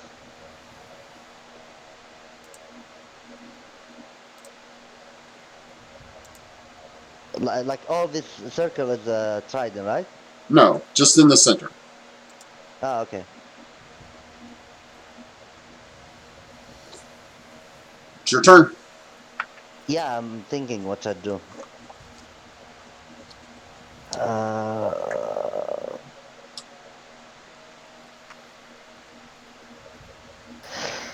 Uh, yeah, I will. Dan, as you go around the corner there, stop right here. I'm not actually going around the corner. I'm trying to go up the ledge and it won't let me. I'm As sorry. circumvent Oh, around the map oh. in a way where it'll actually let me go. Oh, So sorry. this isn't his actual movement. Oh, no. Yeah, I'm Because sorry. the idea he had was that he was going to run down the. He's Because going. the crab said she's coming, and so it's like trying to like let Oh, okay. Leon. Do you know, want? like, Do you want up okay, there someone's too, coming. Echo? Sigh. You're mute, Sai. Sorry, my apologies. Yes, please. Do you need me to make an athletics roll? No. It's only 5 feet. It's just that for some reason, the way the map is built, it won't let people up there without the DM moving them. I'm going to move up here.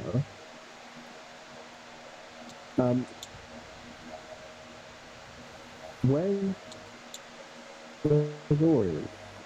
You're still really muted. I can't really make out what you're saying. Is that any better? Oh, that's much better. Yeah. Okay. Leon, where's Orion? That peep went out that way a couple seconds ago. Maybe a minute or two. Yeah. All right. So if you guys are going to start doing stuff, I'm going to need you all to add yourselves through the initiative order, so we can get where we're at here.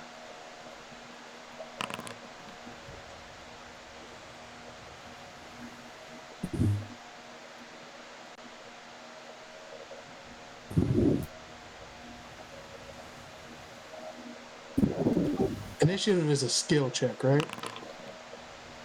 No. Okay. All right. All right, Orient. What are you doing, buddy? Oh God, I'm confused. I'm sorry, guys. I don't know.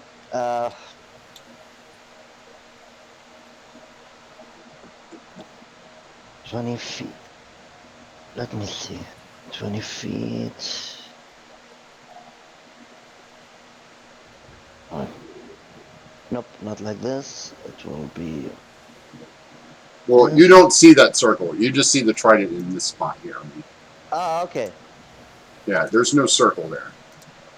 Yeah, I will just as a bonus action. I'm sorry.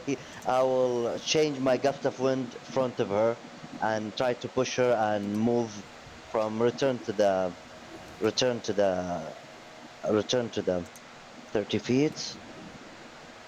I will double action. 30 feet. 60. Another 10. Guys. Yeah.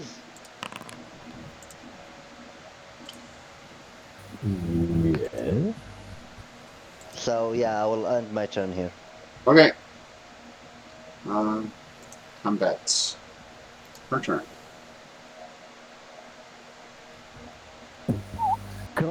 I can't see anything at the moment, can I? No. Can I step over this body and stand next to Leon? Yes, there's no bodies there. Okay. Sorry, let me put the bodies out here in the middle of the water where they're at. Since he left them there, tied to a rock. For some reason, it won't let me get back up onto that thingy. Nope, it won't. It's a wedge for some reason. Okay. I'm gonna hold my action. Let me just check. To cast Healing Word if Orient comes up at a speed and looks hurt. And I'm going to end my turn there.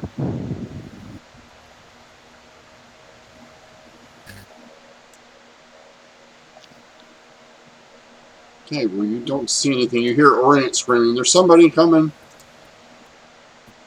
From behind, I believe. Okay, well, And you- from behind me Mm. or from in front of me.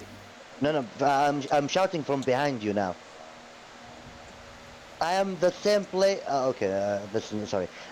I'm shouting like the moment I get out from the water, I shouted, "Guys, guys, where are you?" Uh,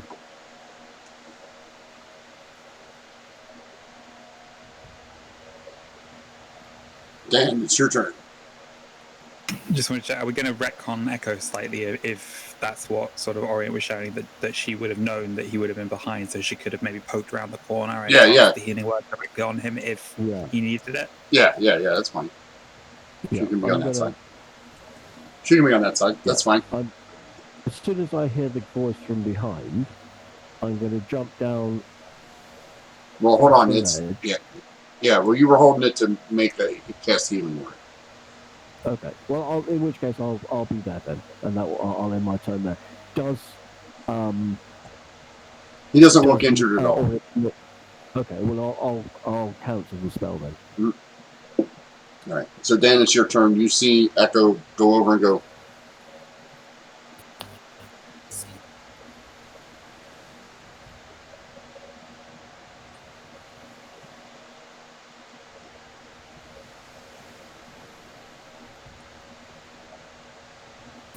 So yeah, I get to about there, just like having sort of stumbled back down off the ledge, gonna have my cord and stuff like out, prepped and ready, just looking around nervously. Orion, are you okay? The crab said that there was somebody coming, a woman? Do I have a free to answer? Oh, No, just a second. Leon, you hear a commotion from behind you, and Dan's like, somebody was coming. you It sure did just been Orient. Leon, walk over, walk down. Oh, hey, so mission accomplished. And in my turn.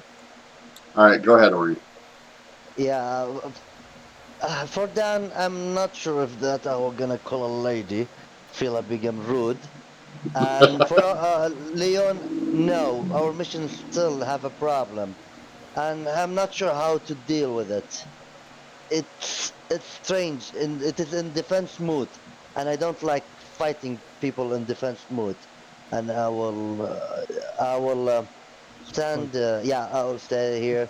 Just call Echo. I am here. If there's someone will, we're gonna have a guest. Just call everybody. Right. And Echo, prepare if anything is bad. And my turn. Echo. I'm going to hop. I'm going to hop off the wall down here, and I'm going to move here, and I'm going to turn. I'm going to turn to Orient and say, "What's the problem?" And wait for a response. Okay.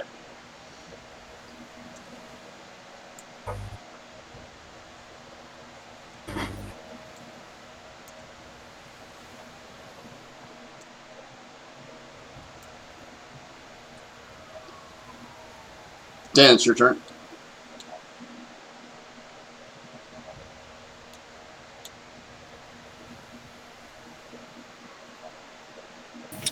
So again, yeah, just gonna sort of regroup and just sort of maybe be like,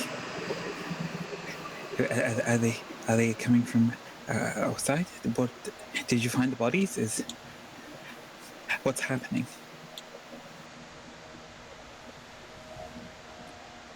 You can talk a little bit, Orient. Go ahead, Leon. Yeah. Yeah, just I will look. Imagine someone can, like me, breathe in the water, but extremely ugly. Question, DM. Does Orient know about Shahagan? Because I think this creature is Shahagan. Not really. Okay. You don't remember much of your previous life, so this is not a common creature. So yeah, I will just tell that. Imagine someone can breathe the water like me, but extremely ugly. Right, Leon will, still not understanding what's going on, hop down and head over here. What's going on? Why you just had to dump the bodies? What's okay? Yeah. I think my. No, it's not okay, Leon. The reason last time when Dan is here. The body shouldn't be in the water normally. So there's someone dumping this body here, and I now understand why they're a body. When we come here, we found here a body. Well, yeah, they were the bodies that We buried here. So I understand why they're here a body. There's someone dumping and extremely bad, and I'm not sure if he call it his home. Echo. All right, hold on. Echo, Yep. Yes. it's your turn. Right. Yeah. No, I'm just thinking. Okay. Well, if you can't negotiate with this, can't you just the bodies further out to see past where she thinks her area is? Doesn't have to be close to shore. You can take it further out, maybe. Just as a suggestion.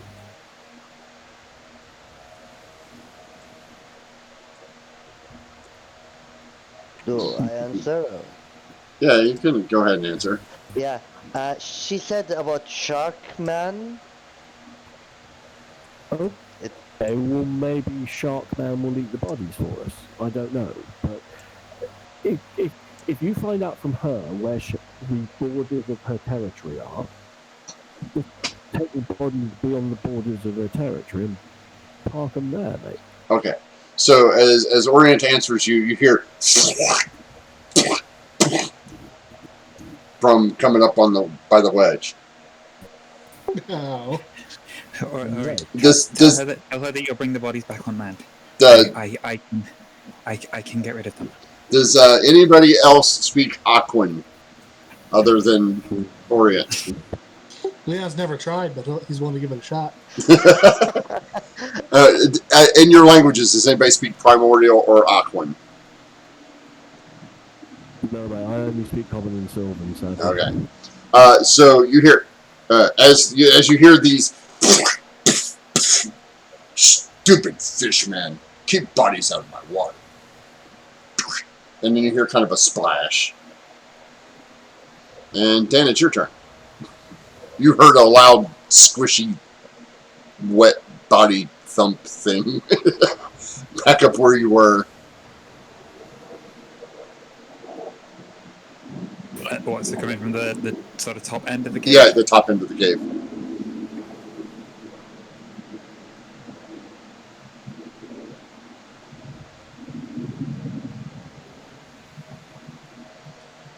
Then yeah, basically gonna have sort of said that to Orient. Tell her that we'll take the bodies back on land. I might be able to get rid of them. And then gonna grasp my quarterstaff and use an action to use the cantrip to summon my Scythe. Scythe. Just in case this Just in ends up case. going. Alright. Leon. Ooh, Leon saw Dan get the scythe out. It's time to go. You can smell the bodies. So can you, Dan. You can smell the stank. So I'll just use the dash action to get back up on the ledge. Okay. So there's your wedge movement, and then finish the rest. And there's the bodies, and then you see the in the water. You see the Sawagan priestess. All right. Well, action was to dash, so I'm standing there with my my pole arm out. End of turn. Orient.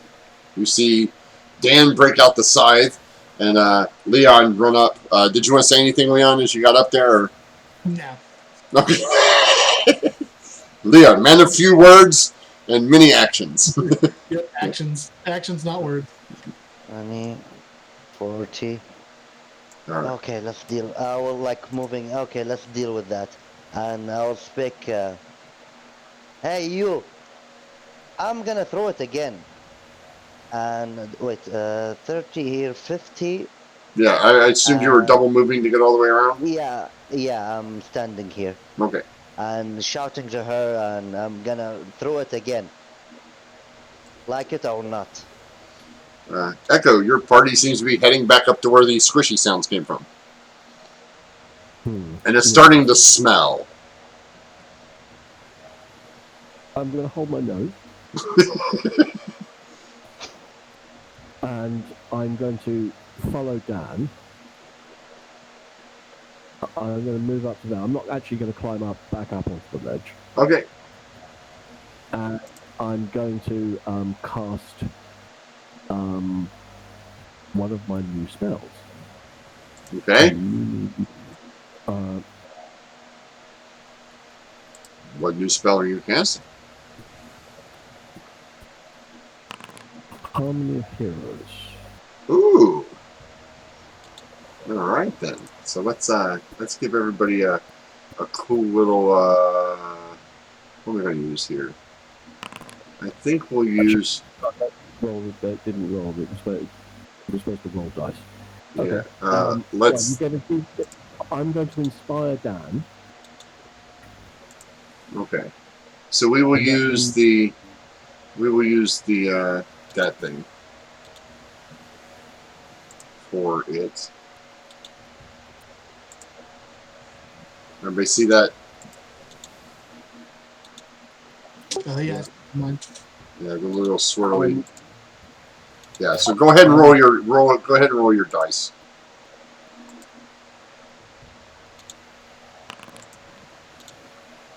So it's 5. So that everybody has 5 points, so they can add something. Oh no! Everybody just gets a die. You don't have to roll.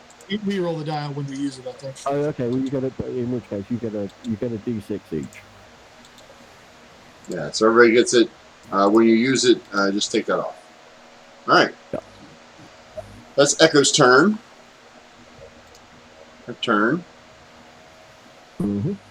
And then let's see here.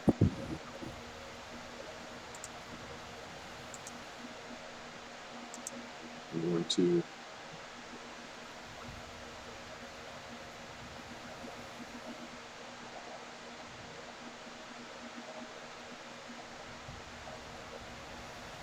I'm going to start. I'll start speaking to cast the spell. I'm going to speak in a loud voice and sort of encourage my party members to be heroic and brave.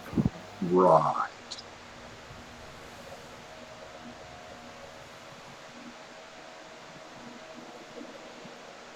I'll do a minor. Because that doesn't do it. Okay. Orient. Yes? Wisdom save, please.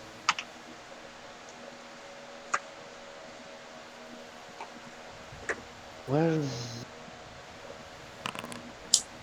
Oh god. You want to use your bardic inspiration now? Yeah. 1d... yeah, I'll roll it. 8? You are paralyzed.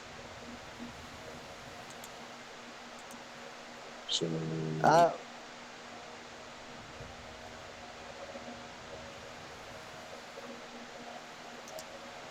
Uh-oh. Actually, Orient been frightened from her from the start. Doesn't matter. You are paralyzed. Terrified or frightened? Is there difference? Paralyzed. Paralyzed, yeah. Yeah. Yeah, that's much worse. Dan.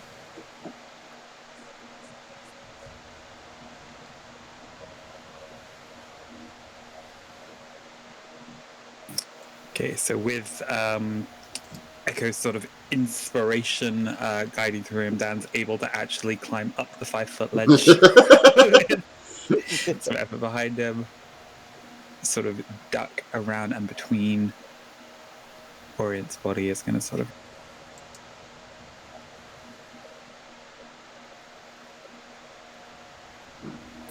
that his plan is basically as he's jumping up and he's calling out, he's again sort of repeating to Orient of like, please tell her it's fine. I can get rid of the bodies. We don't have to dump them in the water if that's what she doesn't like. And then sees her like cast this spell and Orient's body lock up Yeah. into place.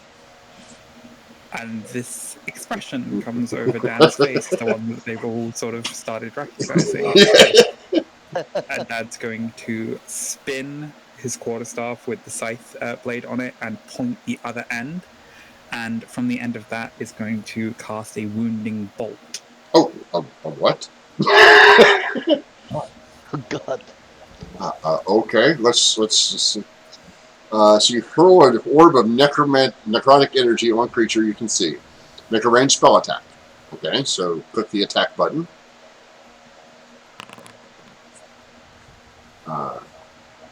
That will... Can I add the...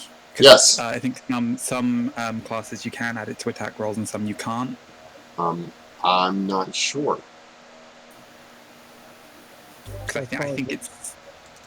As far as I'm aware, you can with this. Yeah, If it's it's like that- normal bardic inspiration, then yeah, you can. Yeah. Oh God. So that's a 12 total, probably going to You miss. used up all that inspiration climbing the ledge. That hits. Oh, We found out what is her AC. So roll for damage. Oh. so it's 15 points of necrotic damage in total. So she did 15, so... And so long as I maintain concentration, she can't regain hit points. Oh. That's nice. And then I'm going to use my bonus action to activate Form of Dread. Go ahead. And we will activate Big Giant Skull Face on you. Since...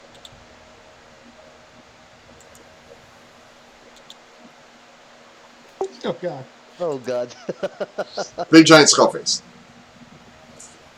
All right. That is now your form of dread. Big Giant Skull Face. It's so adorable. I know, it's almost like if it had the black hood on it, it would be what's his the one from Scream? Yeah. Ghostface. Ghostface. Yep. All right. All right. Well, wait, since Orient can't tell him not to, Leon's going to step up and take Can it. I just check as well? Did she make a concentration check for the spell? No, Or she was did it not. a class feature that paralyzed No. She needs to make one.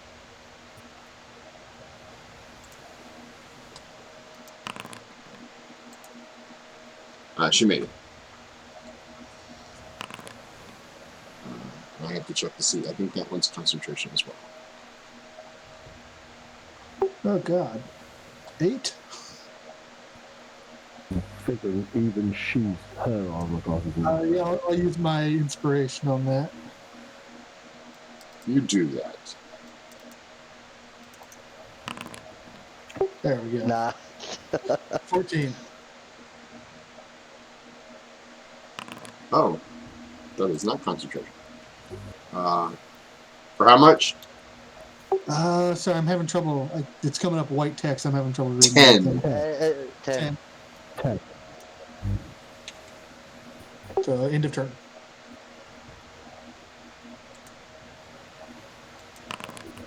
I'm paralyzed. Do I make Hold another on. wisdom save? Hold on. Okay. Not anymore. You're not paralyzed. Okay. Stand up. So I Didn't want to do it. Didn't want to do that. I'll jump in the water. Okay. And I will, as a bonus action, I will turn to. First, I will do my As a bonus action, I will do my tactical insight. Okay. So And make an investigation investigation. check. Yep. Versus her. Wow. Nailed that, mate. Yeah. Yep, it works. So what would you And like to do? yeah, I will look to her and turn to everyone and said, "She's weak." Just say that. She's weak, and now you can helpful word to grant advantage against the target. So any attack against her, it will have advantage. Okay, can you put helpful word up there for me? So, oh, Expose the weakness. I know. Can you put helpful word? Your other skill. Hopeful word. Should be in your features. Should be in your I features. am searching, but I cannot see it. Wait, there is something down there. Word, nope, this one. No, there's nothing called hopeful. Just expose weakness. This is the only I get. No, you can use helpful word, which is It's basically a bonus action that you do that gives the people advantage on attacks against it. It should be in your feature. If you check your features on your character sheet or at the top on the black bar at the top. Yeah, they're nothing. Literally, they're not called. yeah. I don't see it either. Yeah. It says helpful word. Weird. Maybe it's a spell. Let me look it No, up. no, no. I don't believe tactical insight is just your insight your enemy and telling them Right, but the expose their helpful weakness. word is capitalized, so that means it's like a spell or something. So let's find out. Oh, okay.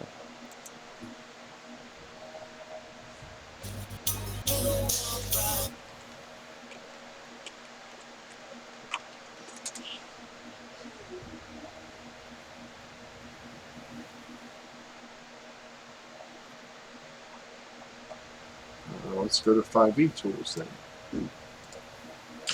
Check under your leadership dice. Is it explained under there? Let me see. Yeah, this is level 2. I am level 3.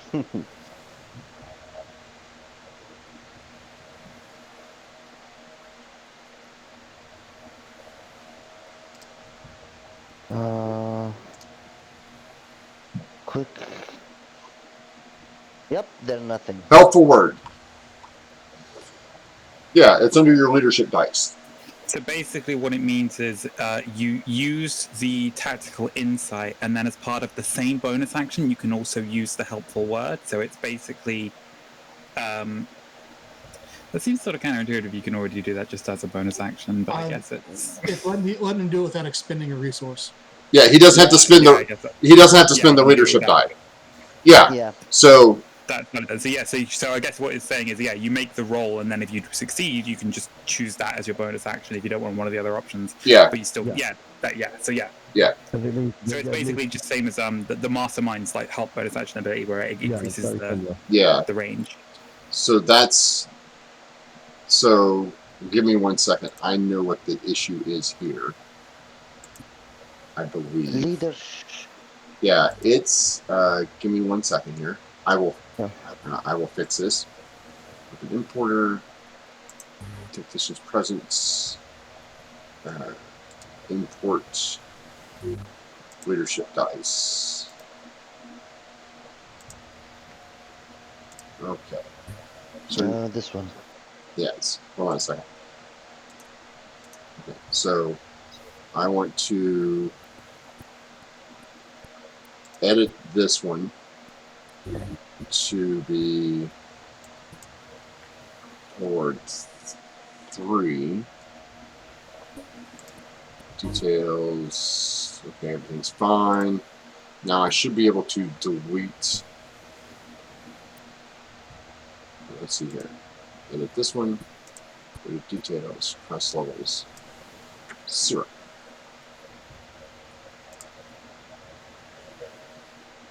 Nope. Close, but not quite. You don't want me to put a 0 in there? Nope, it won't.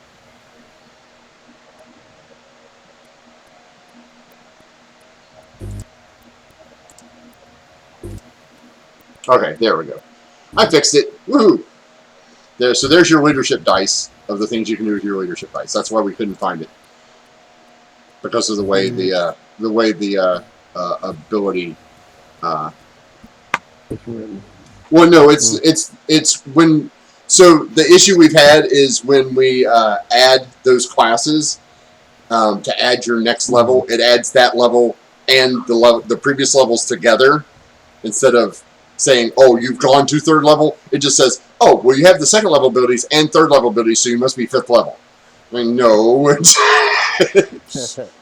that's not how that. And it's some of the. So I had to change it to something else, change your ability to something else, and then delete the extra levels. So there we go. So yes, you've helped on this creature. So everyone have advantage against him.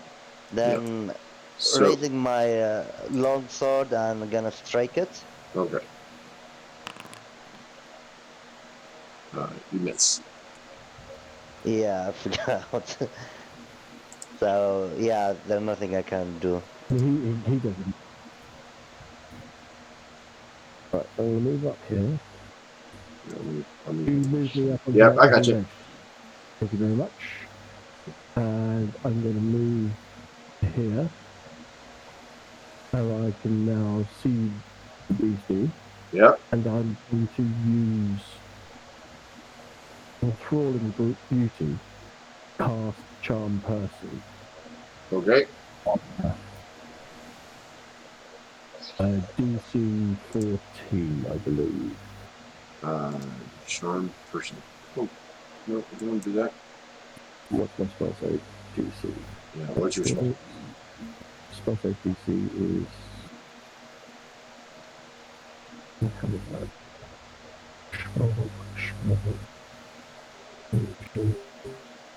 Yeah, what's...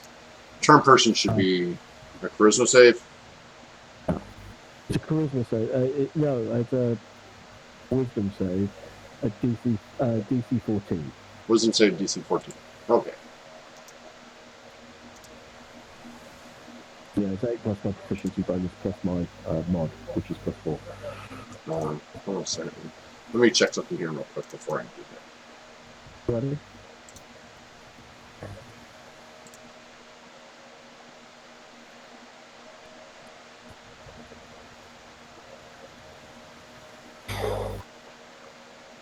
Okay. I just wanted to make sure that she didn't have anything that prevented her from... she fails. Just charm... I'm going to say to her... Well, hold on a second. Oh, she has advantage while you're fighting her. Okay, so... Okay. That's why I was double checking. Okay. Because you're busy trying to kill her and then... Okay, Cool. she makes it. Yeah, because if you're busy, if you and your friends are busy trying to kill somebody, you're like, "Hey, we're friends. Hey, he just stuck a sword in my side. How are we friends?" No, it's fair enough. I thought I'd burn it and see if... She takes the disengage action. Moves to here. Just checking though, is Echo gonna dish out like another round of Bardic Inspiration because she has her bonus action available, and we all get one if she does it while we're under the spell. So. Yeah. Yeah, I will actually. I'll dish it out to... It's... Yeah. Yeah, you just pick one and everybody gets it. Except you, because you didn't use yours. Except... No, yeah, so except me. Yeah. Use mine. So everybody tack on another Bardic Inspiration.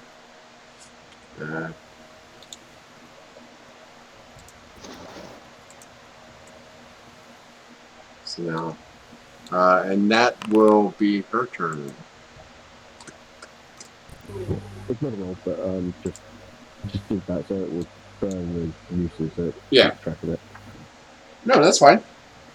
I appreciate that. Why is it say I've only got... It says I've cast 2 second level spells, but I've only cast 1, so that's a bit weird.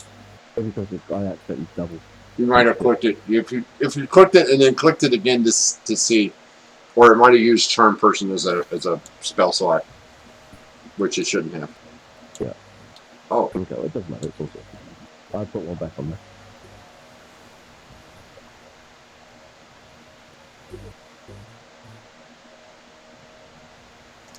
Okay, and that's my go. I'm going to end my turn there. Okay. It should be Dan's turn. Yeah. Do we follow her?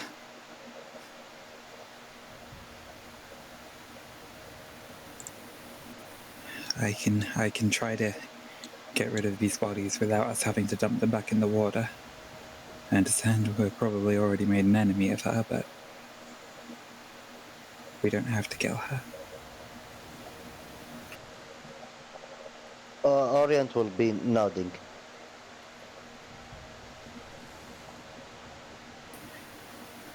Okay, you're probably right.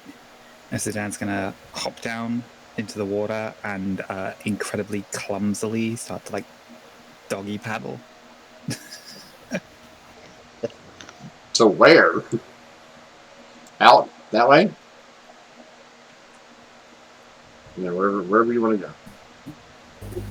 As I have a reaction, can I try and grab his collar as he goes past to stop him diving in the water? A reaction. Yeah, I'll allow it. Go ahead. I'll allow it. Because why not? Make an attack roll. Athletic? No attack. Attack. I'm going to... okay, Because you're basically taking an attack of opportunity to grab Dan before he manages to, cannonball into the water. And then doggy paddle out. I don't have unarmed set up, so I'm going to do it with a dagger. But it is an unarmed. Or just roll a d20 and add your strength bonus. Okay. All right. Let's see. Yeah.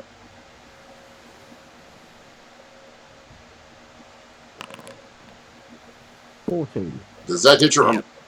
That hits my armor class. Okay, now it is a contested strength versus athletics. Skills. Athletics. So whichever one do you want to use, Dan? Echo got a 9. Come on, Dan, you got this. I believe in you, Dan. I believe in you, Dan. Jinx it. Use your bardic inspiration, Dan. It can't help me. Can I please let it be? I just grab him by the scruff of the neck and his 2 little legs go up in the air and he goes boom, down onto his back. No, he doesn't fall down, but you grab a hold of him. He's like, Echo grabs a hold of you, Dan. Yeah. Could you just hold me back up onto the ledge? Yeah, I did. I put you up there. So what are you doing? No, don't follow me into the water. Yeah, just gotta sort of readjust the grip on my... I guess it would just be a quarterstaff again, because it is concentration, so when I cast the Wounding Bolt, and now that's what I'm concentrating on, so it would just be the quarterstaff. Yeah. And I'm just gonna sort of... slightly annoyed, limply, just drop back down to the ground after Echo's all the way stop, and look back down at the bodies and just sort of once again reiterate I can try to rapidly decompose the bodies. I have a spell that might be able to do that, and why don't we do does anybody else think that these guys look really familiar?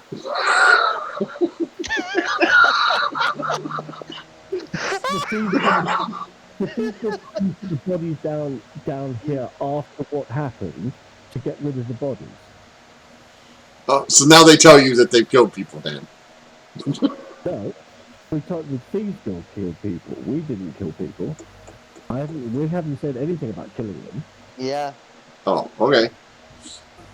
So anyway, regardless of all that, let's just drag the bodies to where you can work your mojo on them.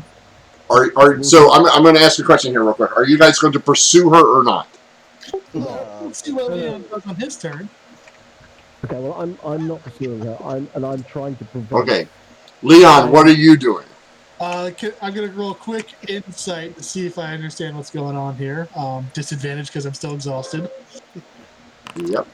Yep. Leon will back up into Echo's space, take a running leap to try to grab onto the wall on the opposite side. Make me an athletics or acrobatics check to see if you can grab a hold while holding your glaive. Yeah, I probably should have sheathed that first, but Yeah, well, Leon doesn't plan, remember? yeah, why would Leon plan? That's that disadvantage, so not horrible. No. Leon, you see Leon, Echo, while you're busy, like, wrestling Dan to the seated position to keep him from bolting into the water, Leon bumps into you and goes, "Ah!" and runs and leaps across, and you see him, as he reaches the wall, you see him go to put his claw into it. Instead, he's got a hold of his glaive in his right hand, and one claw goes in, and his foot hits the water, and he's like, "Oh, this is a bad idea." And just right into the water, Leon. Oh, I hate that. Oh god, a cat in the water. Oh god. I guess a cat in the water. I have to use my dash action. And you take 4 points of bludgeoning damage as you hurl yourself at a wall recklessly.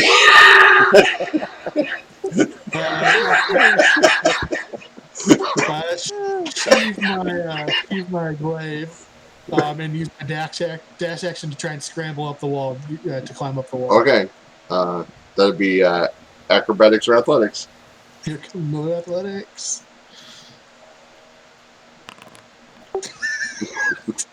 You see a drowning cat. He's like, he lands in the water. It's like, and it's just to your chin, so you're not completely submerged. You're like, you put this down and you go jump up, and it's just all slick. You can't get a grip. It could be only like 2 feet deep, but Leon wouldn't know that because he's just flat. Yeah.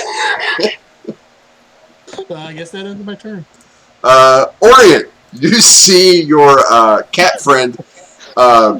He looks like he's drowning at this point. Like, for all intents and purposes, Leon looks like he's in the water and drowning. I will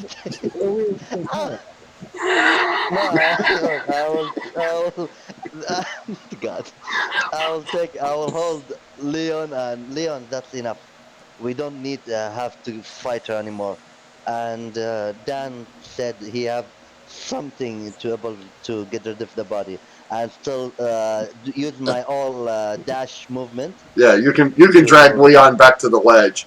Yeah. But Leon's still in the water. Leon's still in the water until his next turn. I'll move over here and help Orient All drag. right. Okay. So are we out of combat? Yeah. For me, yes. Yeah. Everyone? Orient, yes. Dan? Yep. Leon? Begrudgingly so. I think this bath took the fight out of Leon. All right.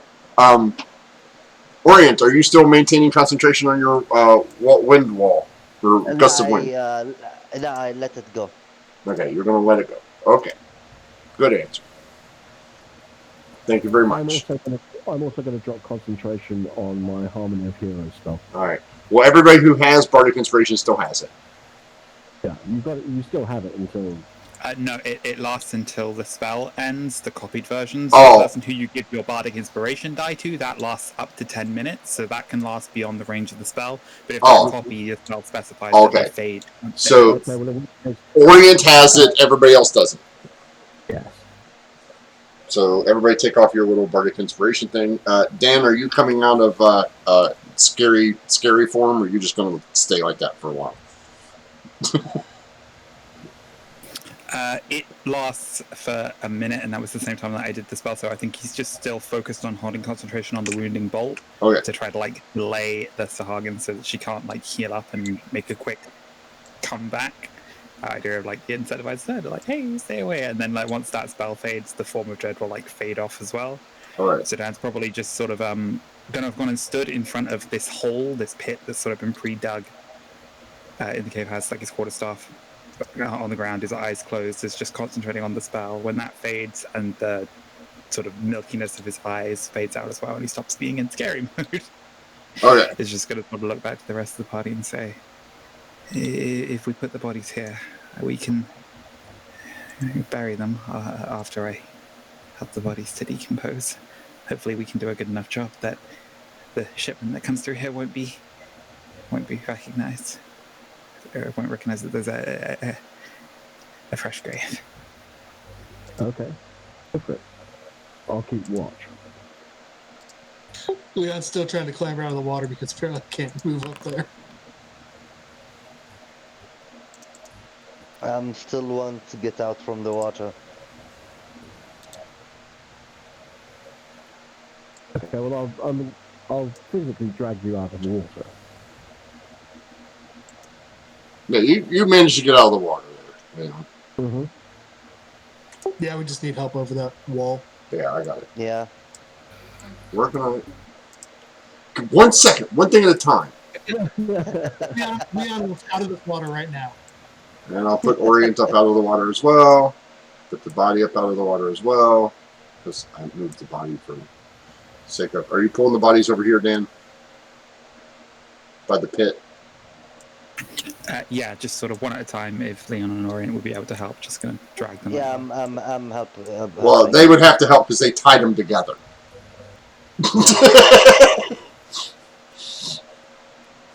And I will. I'll allow you nothing not to do that.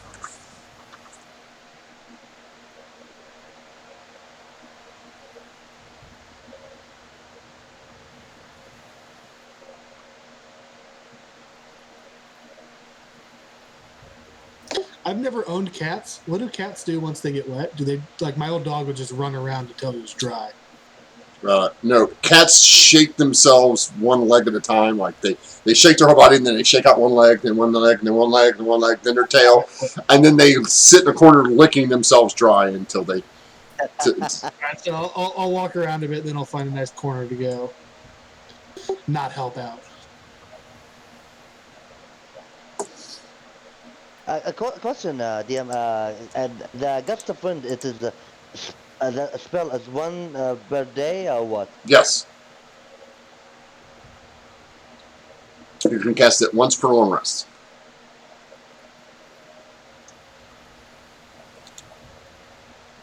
So yeah, I'm helping Dan, and Dan still have this scary look on him, right? No, that's sort of like faded out. He spent some time like concentrating on the wounding bolt spell that he cast, and then once that had faded, so yeah, he's back to just being quirky little goblin. Dan. I will tap him.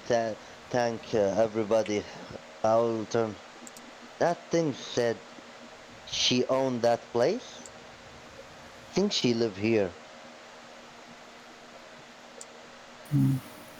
It sounded like she didn't like the idea of the bodies being dumped in the water, and that's why she was dragging them up here onto land. If we bury them properly, hopefully it won't upset her again. I hope so. Like lower the bodies down into the pit. Okay. And then sort of go, it's probably best if everybody stays back.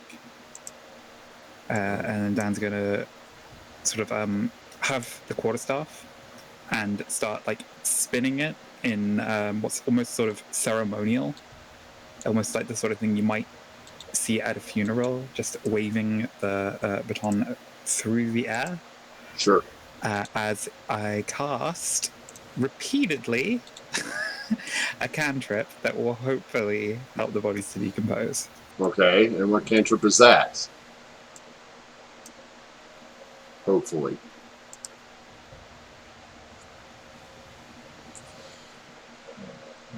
this creature temporarily can see if they take necrotic damage.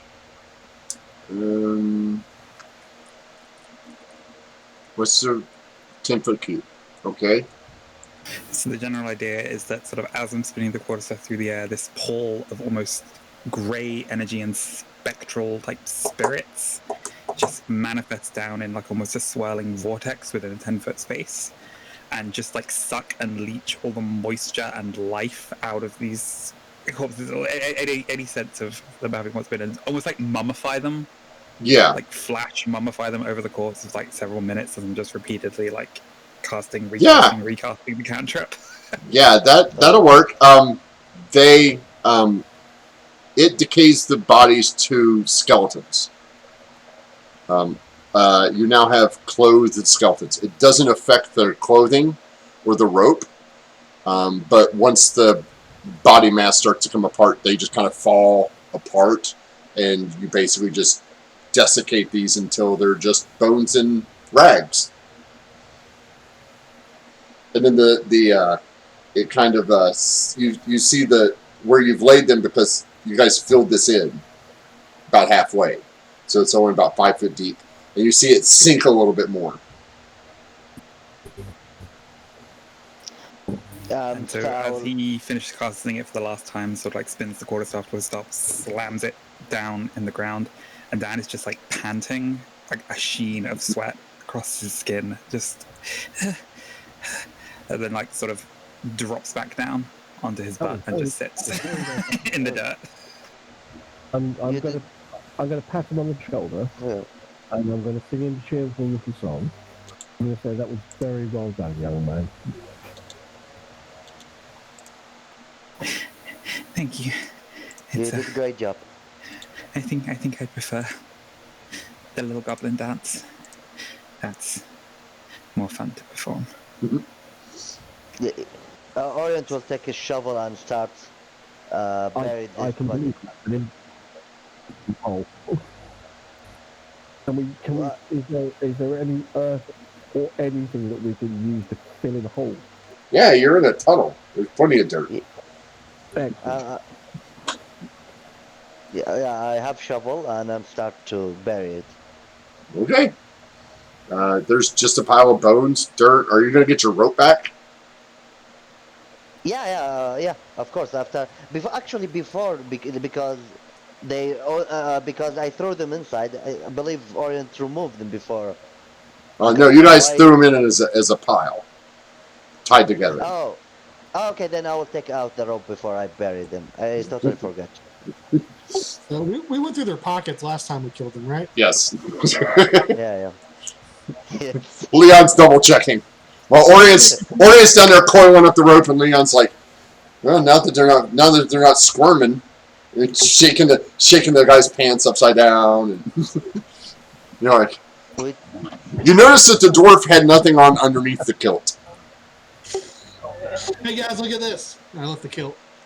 No, I'm so pleased we're doing that after Dan performs his little ritual rather than before. That's really weird. Leon, I'm gonna. Decorum? Let's just bury them and done with this mission, this job, quest, wherever it is. Start to feel. I don't want to go back there. That scared the hell of me. We'll keep an eye out whilst you two beefy boys bury the bodies.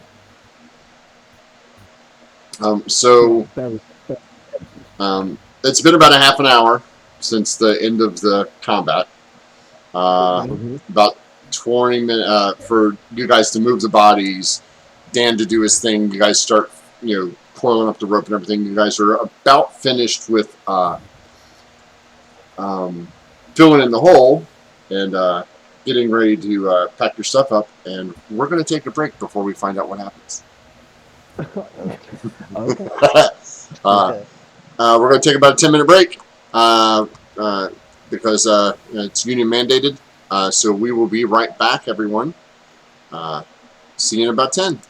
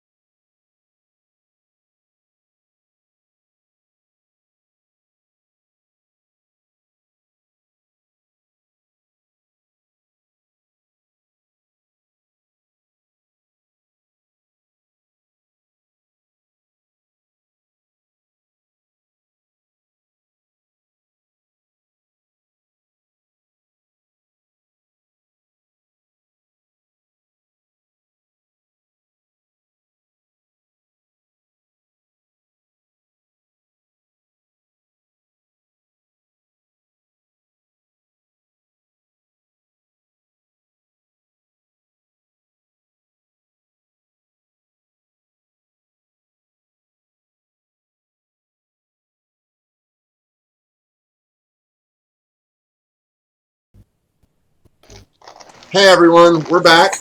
Couple of quick announcements.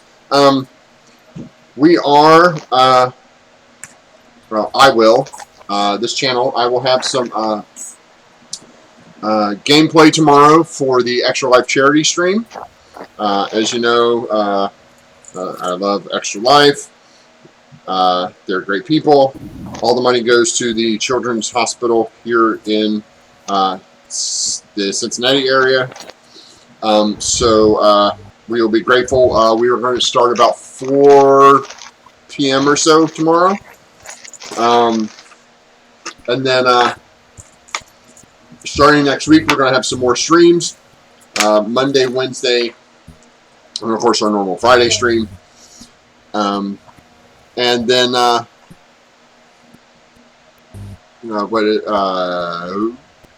don't forget to check out some of our new videos that have been put on YouTube.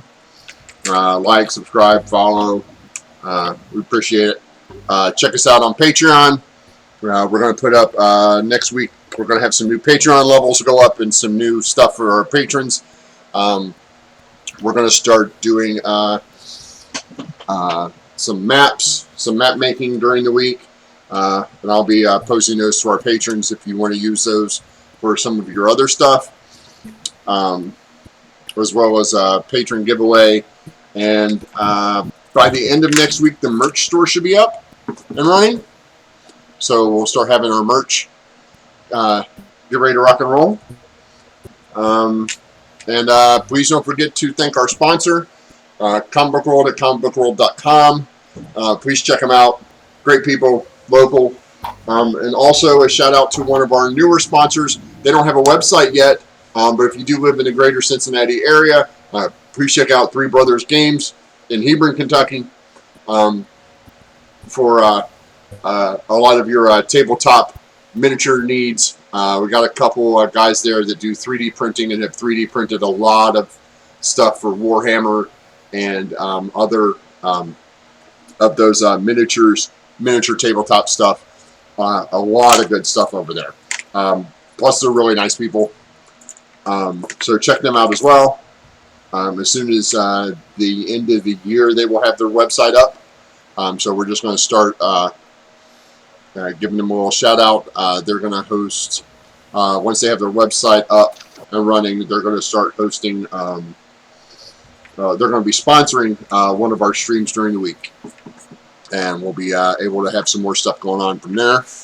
And hopefully, I think I'll have 2 more sponsors by the end of the month. So we'll see how that goes. Fingers crossed and everything.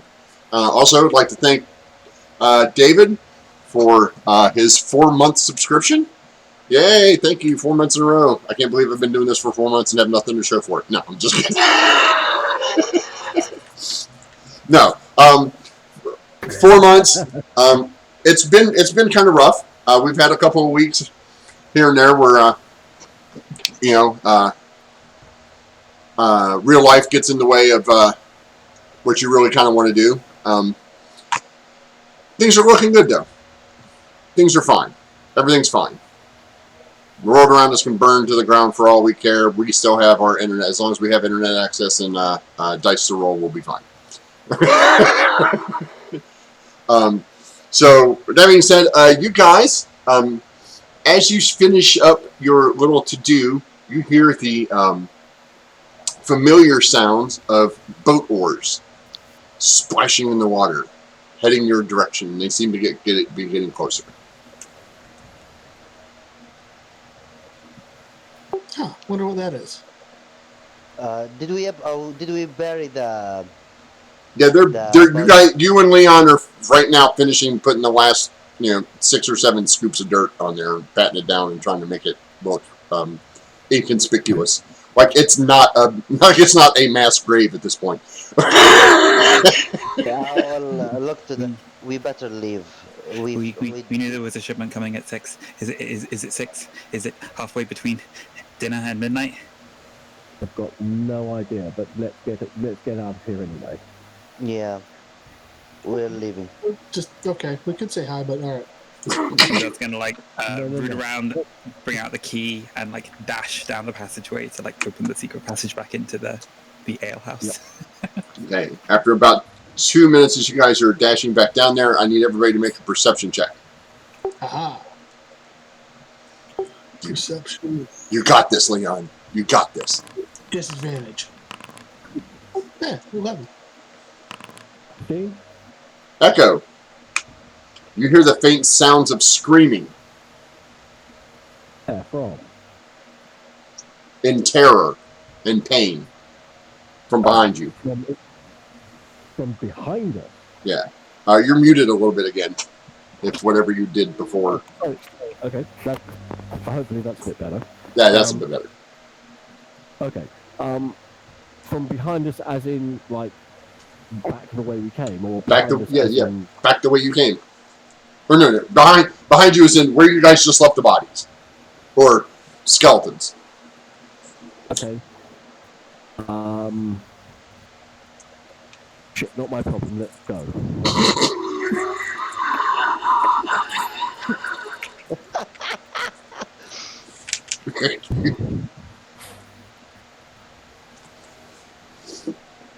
If we investigate every scream that goes on, we're going to be here. Yeah. We're heroes, but we're not that kind of hero. I just seriously hope that it's not like, oh, the shipment's coming in and then they get attacked by the Sahagin.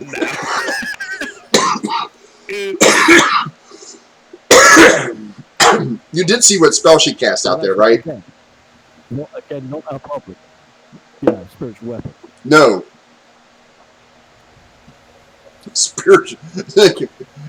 I thought that was the trident thing. Yeah, no, that's the guardian. No, that's the guardian spirit. It lasts for 8 hours and doesn't disappear until it does 60 points of damage. What? Take that smuggler had 61.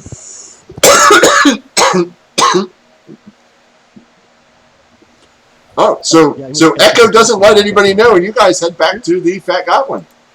Yeah, hell no. I'm very, very specifically not alerting anybody to the problem that's the potential problem behind us, and I'm getting the flock out of here. Okay. That won't come back to bite you later. I'm sure it will. We might get paid to solve that problem. So at this rate, we can keep on screwing up and getting paid to solve our own messes. Maybe we found ourselves to look at. So basically, you guys have just turned into people who solve one problem by creating another one. So you guys are perpetually employed. We don't know about that. I didn't know there were... If there's no obvious employment available, make opportunities for yourself. Most people hear the screams of people dying. Echo hears business opportunity. I have dealt with consulting firms that are exactly like that.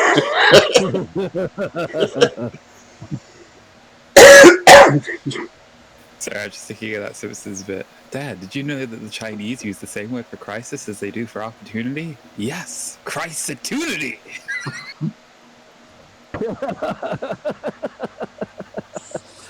No, we are heading post haste back to the Fat Goblin to report success. Okay. These bodies have been completely and utterly disposed of and will no longer be causing any kind of issue. And everything was absolutely fine when we left. Okay, so Dan, you have the key. You took the job. What are you doing? Well, I didn't hear anything. So I'm just following everybody down the tunnel. Well, no, you guys get back. You guys are back. You guys are back at the. I hit activate. Did you guys come activate? Come here. Come with me. Yeah, you guys are back at the Fat Goblin.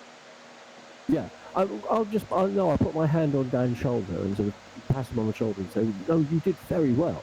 You really helped solve the whole body problem. I'm really pleased that worked out in a much more satisfactory way. We didn't have to kill anybody. We didn't have to, managed to resolve it without anybody actually getting killed. This is a plus in my book." So yeah, just gonna when we get back to the Fat Goblin, like go up to the bar, pass the key back across, and just like give it a brief summation of. It looks like the bodies might have been dumped into the ocean, and there was this nasty sort of fish monstery lady living under the water, and she was the one who had moved the bodies into the cave. So we tried seeing if we could move the bodies for her. So we found somewhere to bury them, and so they're nice and covered, and they shouldn't cause any problem. And you should still be able to use your caves to receive your shipment today. Oh, well, that's awesome. Here, they hand you a little pouch. It's got 47 gold in it. Thank you. Oh, no, So that's good. Thank you. Take that back to the table. Dump that out, and then the 8 gold that we got back from him for the refund of the cost of staying for the night. So that makes it 55 in total. I already paid for that. I already paid 2 gold. Yeah, you pay 2 gold for everybody, which is 8 gold, and he gave it back to Dan. So Dan's been holding that for now, so now he's putting that into the pouch as well, so we can then like distribute that evenly. Yeah. So amongst the group of us. Yeah. So 47 plus the 8 gives you 55. 55. What we should do is take 8 of it out and give it back to Manan, because to Orient, because Orient pays for the rooms. So he gets that back, and then we should divide the 47 up. That seems fair. Yeah, that makes sense. Okay, so Orient, I pick up 2 piles of 4 pieces, and you know the poker shuffle thing? Put them together in a stack of 8 coins and slide them across the table. Yeah. And that for what? And that's to refund. You paid for us to stay here this evening. He gave us that money back for doing the job for him. So I'm returning it to you. The other 47, he's given to us to share amongst us. Oh, but we still gonna stay here, right? Yeah. Oh, okay. Then I'll take the 8 gold. And we've got 12 each, and I'll take 11 because there's 1 spare. So that's cool. All right, I will split mine up. Give there's 6 to Dan, 6 to Echo, for helping with the rapier or for the glaive. Okay, so I've got 17 to put back on my sheet. Fantastic.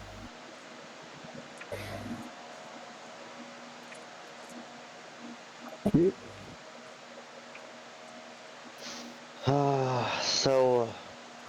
So we're heading out.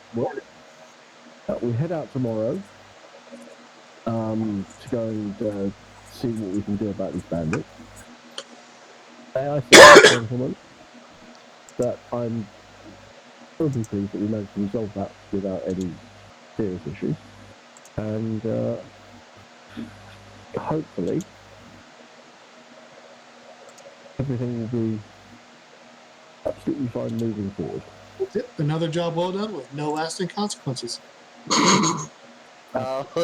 Like the moment Leon said that, like I will talk slowly at him, then put my face, put my hand in my face, like not for Leon, like because it feels like things are returned to us. It like so, yeah, like Orion said, I hope so.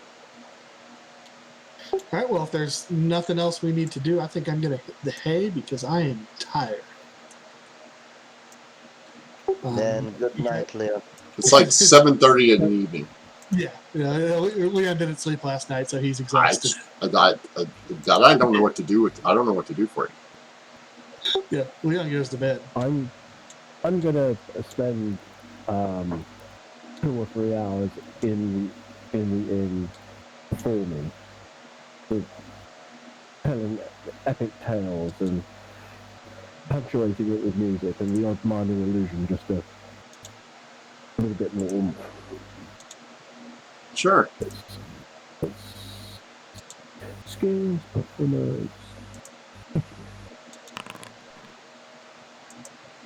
23.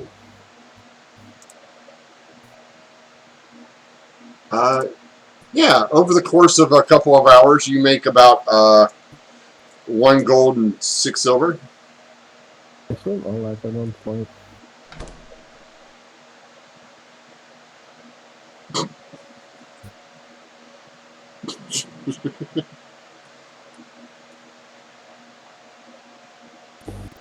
I'll do that a lot at around about sort of 10 o'clock-ish. Okay. About 10 o'clock-ish, I'll make my way upstairs and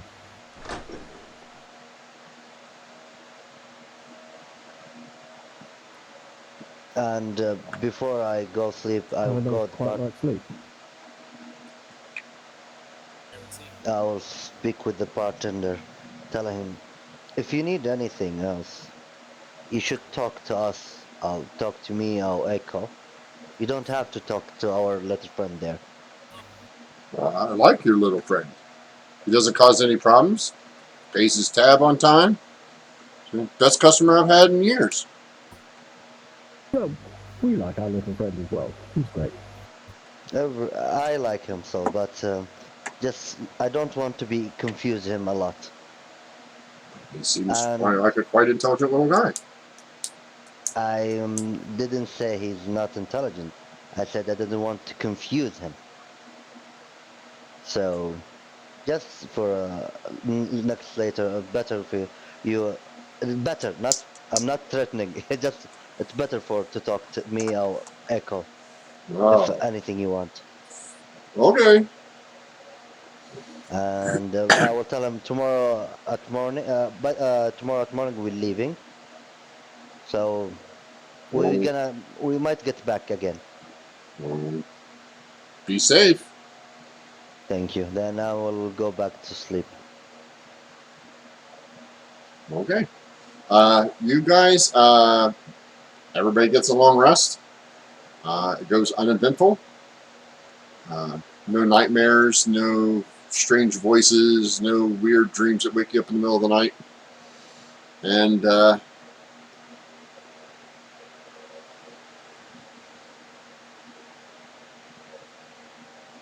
Leon recovers his 4 hit points.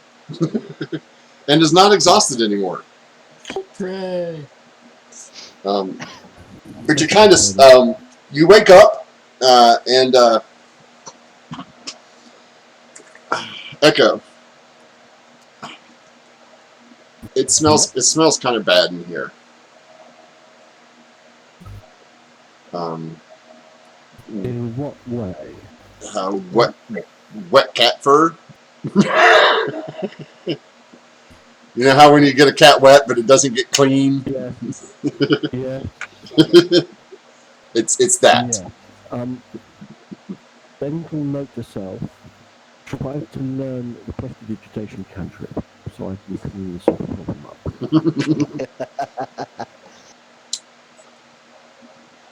Leon. Good morning. Good morning. And I'll is there a bathhouse or anything like that in town? Oh, well, you didn't ever looked. You guys have been, to give you an idea, you guys have been in probably a third of this town. And most of the time you guys are just like straight walking to the shop that you know you want to go to and then turning around and heading back to go do something. You guys have not spent a lot of time sightseeing here. No, we haven't. Deliberately. Okay, well, in which case, we'll forget about the bath for the time being. We are going off adventuring this morning, so I suppose hygiene isn't my highest priority at the moment. And I'll make sure that everybody's up and awake, and we'll gather downstairs. As it has been for the entire week, he's asleep. The bouncer is sleeping on his table. Kid needs a bed.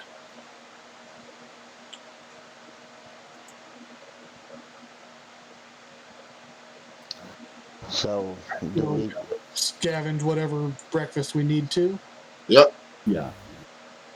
leave a or coin or two in pay. Oh no, that was covered.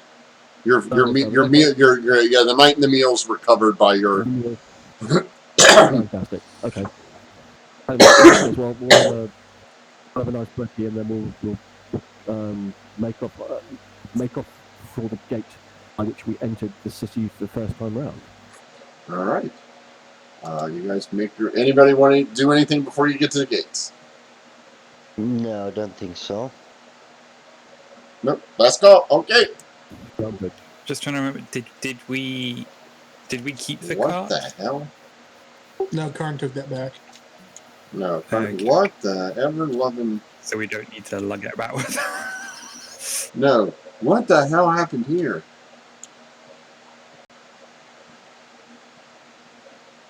All right. I'm going to put you guys past the gate to the sleepy village that you guys came back across. Same thing. Let me reload here because it's really starting to annoy me. You guys will have to reload too. It's really starting to annoy me because all the map lines are all in the wrong spot. Like all the walls and stuff. Oh, okay. Looks all right on my screen. Like the blocking line of sight from the trees and whatnot looks accurate. Yeah.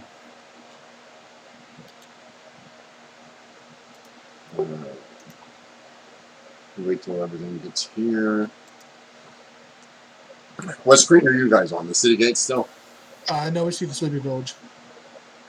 Yeah, because it's not showing me you're on it. No, it's still loading for me at the moment. Yeah, but it looks like you got your wall set up correctly here, so it must Yeah. be the browser issue on your end. Yeah, it was something because when I went to the city gates and this one the first time, it was all offset by like 60 blocks to the lower right hand side. So the picture was the same, but all the walls and stuff were shifted. The lines for all the walls and stuff were shifted over. It's really weird. Yeah, that's weird. Looks okay now.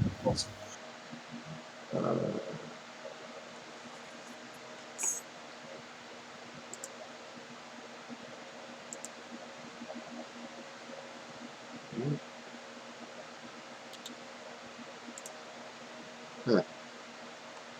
Everybody here?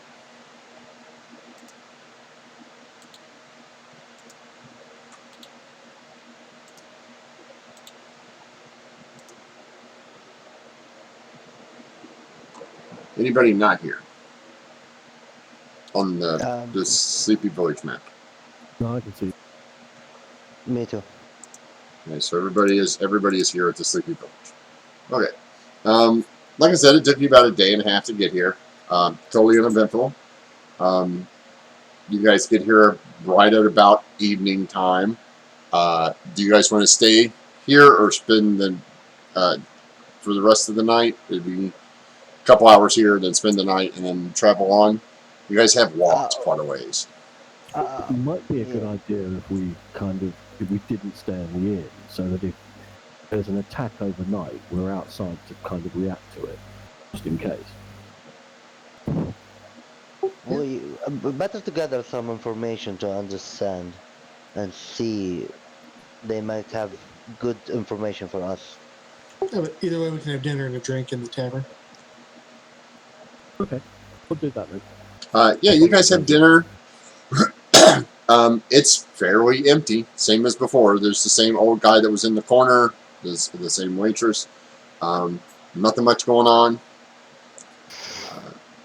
You question her about the bandits, and she says that they haven't been this far. The last place she heard of them attacking was Cliffside. But you guys know that because you guys were there. That's what she says. She's like, well, you know that. You were there. You helped. I mean, we've heard of that. Sure, we were just wondering whether or not you'd heard anything else from the other settlements that had gotten raided. Oh, no. We only hear from stuff from Cliffside and Okay, no problem. Thank you for your help.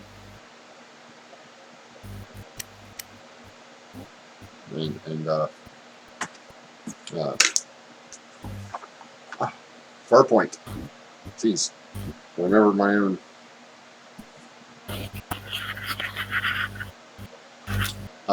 Yeah, so the night goes uneventful. You guys, are you guys going straight to Cliffhaven, or are you going to go from here? From here, you guys can.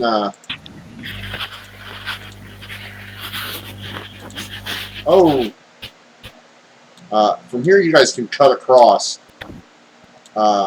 because you guys are right about.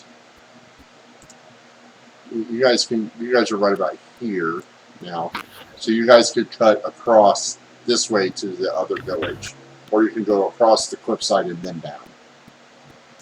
Basically, I believe we need to search for them. So if we're gonna go this way, yeah. I mean, if you can go from where you're at to here fairly simply.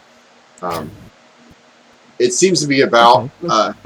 It's a little further than Cliffside would be from here, but as you notice, you're like, well, if we go all the way over to Cliffside, looking at the map, you're like, well, if we go all the way over there, then we still have to come all the way down this way, or we can just cut through the woods. Unless somebody Down this way anyway. doing cliffside. Well, the other thing is, if we go through the woods, we might find some sign of where the bandits might be staying. I rather have the suspicion there is going to Robin Hood and his merry men hiding out in Sherwood Forest. Though. Yeah, let's cut on through unless somebody needs to go to cliffside for some reason. I can't think of any reason I would need to go. Anybody else? I don't necessarily want to talk with Karn. She's kind of abrasive. I completely understand. Alright. So you guys find. We'll be headed off down to the other settlement then. So you find your guys. You guys come up on a bridge. As I drop you in here. Blink, blink. Blink. And down. Everybody can see. It's daytime. You come to a bridge. Oh, I just see the thing. I see your walls down to the bottom right. Yeah, you see the issue. Yeah, I see that. I didn't see that before, but it's there now. Let me try and reload. Yeah. Well, you're not gonna be on this map for very long. I was just. I'm just curious if reload fixes it. Yeah, it should. Yeah, but you see what I'm saying? Like it's like the picture looks fine, and then all of a sudden there's like about 90 lines off in the far right hand corner. I shouldn't be able to see those lines at all as a player. Yeah, no, you shouldn't. That's. I may need to have to go ahead. I'm probably going to update over the week because I didn't want to update before the game because I didn't know how much was how much it will alter what we had already done. So. At least map-wise. I can't see anything. I don't know if I'm supposed to see anything, but I can't see anything. Well, you're not with us yet. Yeah, reload fixed it. Should I reload? Reload. Yeah, try reloading. It may just be the fact that there's like a billion people trying to use this. But this should be dedicated, so I don't see that. I mean, it could be an internet issue for me because it's 4 o'clock, 4:30, almost 4:30 here. So everybody's getting back home and using their interwebs. It's starting. Huh? Fair enough. Yeah, and it's Friday night. Yeah, true. That's another point. I'm just waiting for it to load up. Whatever, I mean, if I'm going to be sort of 10, 15 feet behind. Oh, no. No, you guys have just come to I just wanted to be able to see the picture. I see, okay. Not, I mean, if you want to turn the stream on, you're not going to miss it.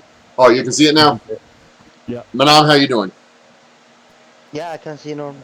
Okay, good. So you guys come across, come up to this bridge. The road leads here. So you know that if you turn right, you head towards Cliffside, and if you turn left, you have no idea where that road goes. Go left. Leon confidently walks to the left.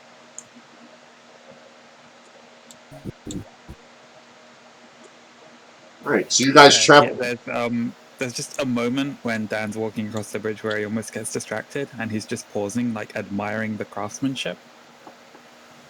Just like sort of gently tapping his quarterstaff against the little wooden struts and supports, just being like, "Oh, this is rather charming, isn't it? Something built that allows you to cross running water." Why does that strike me as something that, I don't know, it's just rather fun. If you didn't have inspiration, take it already. Take it now. I've already got it. You've already got it and haven't used it yet. Oh yeah, so you guys head off this way. After about an hour, you end up in the forest. And when I mean the forest, I mean the forest. You guys are... Is there still a road going through the forest? No. You are now in the... Hang on up some. Orient's out there. Dan should be here. Move Orient up some and put Echo in the back here. Alright, so it's a dynamic lighting. Everybody can see where the light does not shine behind the other objects, correct? Yes. Sweet! Okay, so you guys, as the further along that you go, the less of a road there becomes, until the road is basically like a path, and then it turns into almost like a game trail, where you know things have crossed through here, but it doesn't look like this is a heavily trafficked. Like, you're definitely not getting a wagon through here, right? Mm. This is not, and it seems odd that there's no road to this city or this town. Right. Well, it also seems quite weird that there's it's gone from a road to a game to a path to a trail. I mean, that's weird. Like they just gave up. It's like, oh, we're going to build a road. Maybe not. Right? Yeah. There's like nothing else. We didn't come across anything else along the road. There's no reason for that road that we saw. No, it honestly looks like they were building there was a game trail and then there was a path, right? Like it got worn a little bit more, but they started building the road out that way and then just stopped or something. Like we haven't come across any sort of mills or anything, lumber camps that we. No, you've been walking for the better part of 3 or 4 hours and have not seen anything except wildlife. Well, I guess whoever's building the road ran out of money, effort, or time or something. Maybe they Patience, can. or maybe the other possibility is that something in the forest discouraged them from going any further. I hate to be paranoid, but You have the right to be paranoid. Or they just finished building the road for the season and they're starting from the other side this season, and we'll meet up with their construction crew along the way. Don't need to always jump to scary monster. So as you guys get right about there, Leon, you notice. Yeah, notices something? Yeah, Leon notices something. That's the scary part, right?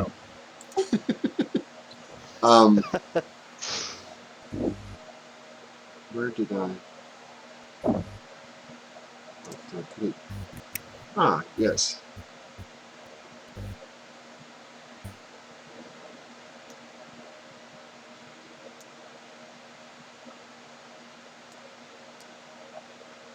Stop doing that.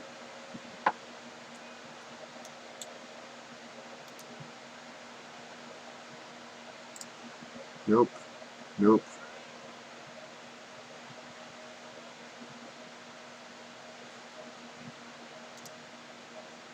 Ah, yeah, there we go. Sorry. Wrong group of tokens. That's why it was making me. Should I be preparing to roll initiative? No, you should be preparing for me to fix the stupid tokens. Because for some reason they're like 800 by 800 for some reason. I don't. Leon's hallucinating. Yeah, Leon's hallucinating.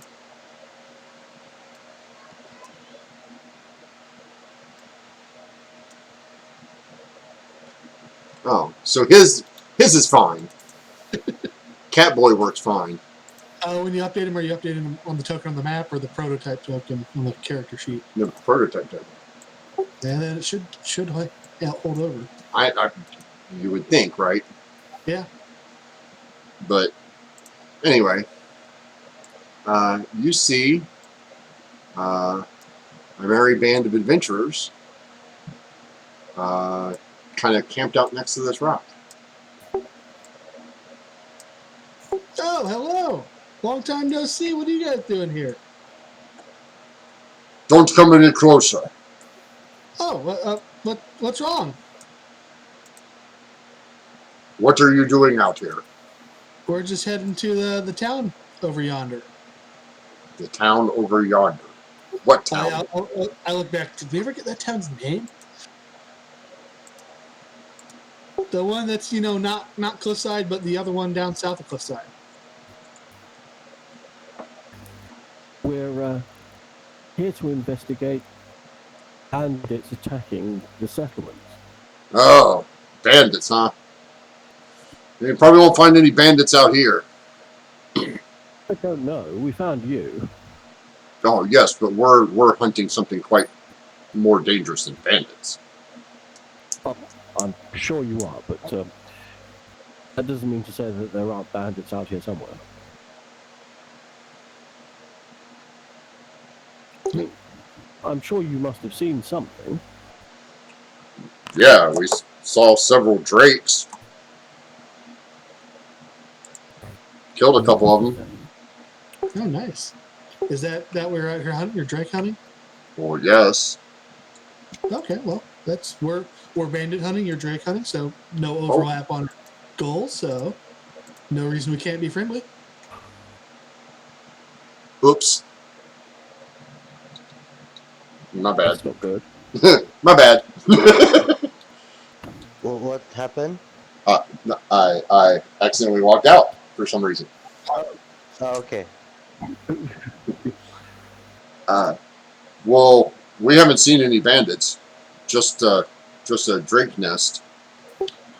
All right, well yeah, we'll press on and search the bandits. That's good. Okay, well, no. Quick question. Where is the drake nest so we can avoid it? Oh, it's gone. We killed them. That's good. You've dealt with the problem. Excellent. Yes. Well, Yeah. that's I mean, the only thing you should worry about now is the dragon. What? Which dragon? The blue one. This is the first one we've heard about a dragon. Tell us more, please. It's a dragon. And what colour is it? Blue. Okay, and how old is it? No, I haven't had a chance to check it how yet. big is it? Bigger than the How drake. big is it? Bigger than the drakes. About as big as a house. Ah. That's not ideal. Any indication of where this dragon is, so we can go in a direction that's not where it is?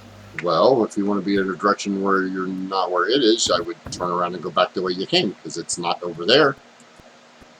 Okay, well, we need to be pushing forward. But obviously, is it likely to be the east or the west? There's We're no. currently heading south. Well, you're heading. Are we You're heading southwest. okay. Well, I would just go back the way you came. Does Leon believe them that there's actually a dragon down here, or are they just trying to get us out of here? I don't know. Make an insight check, Leon.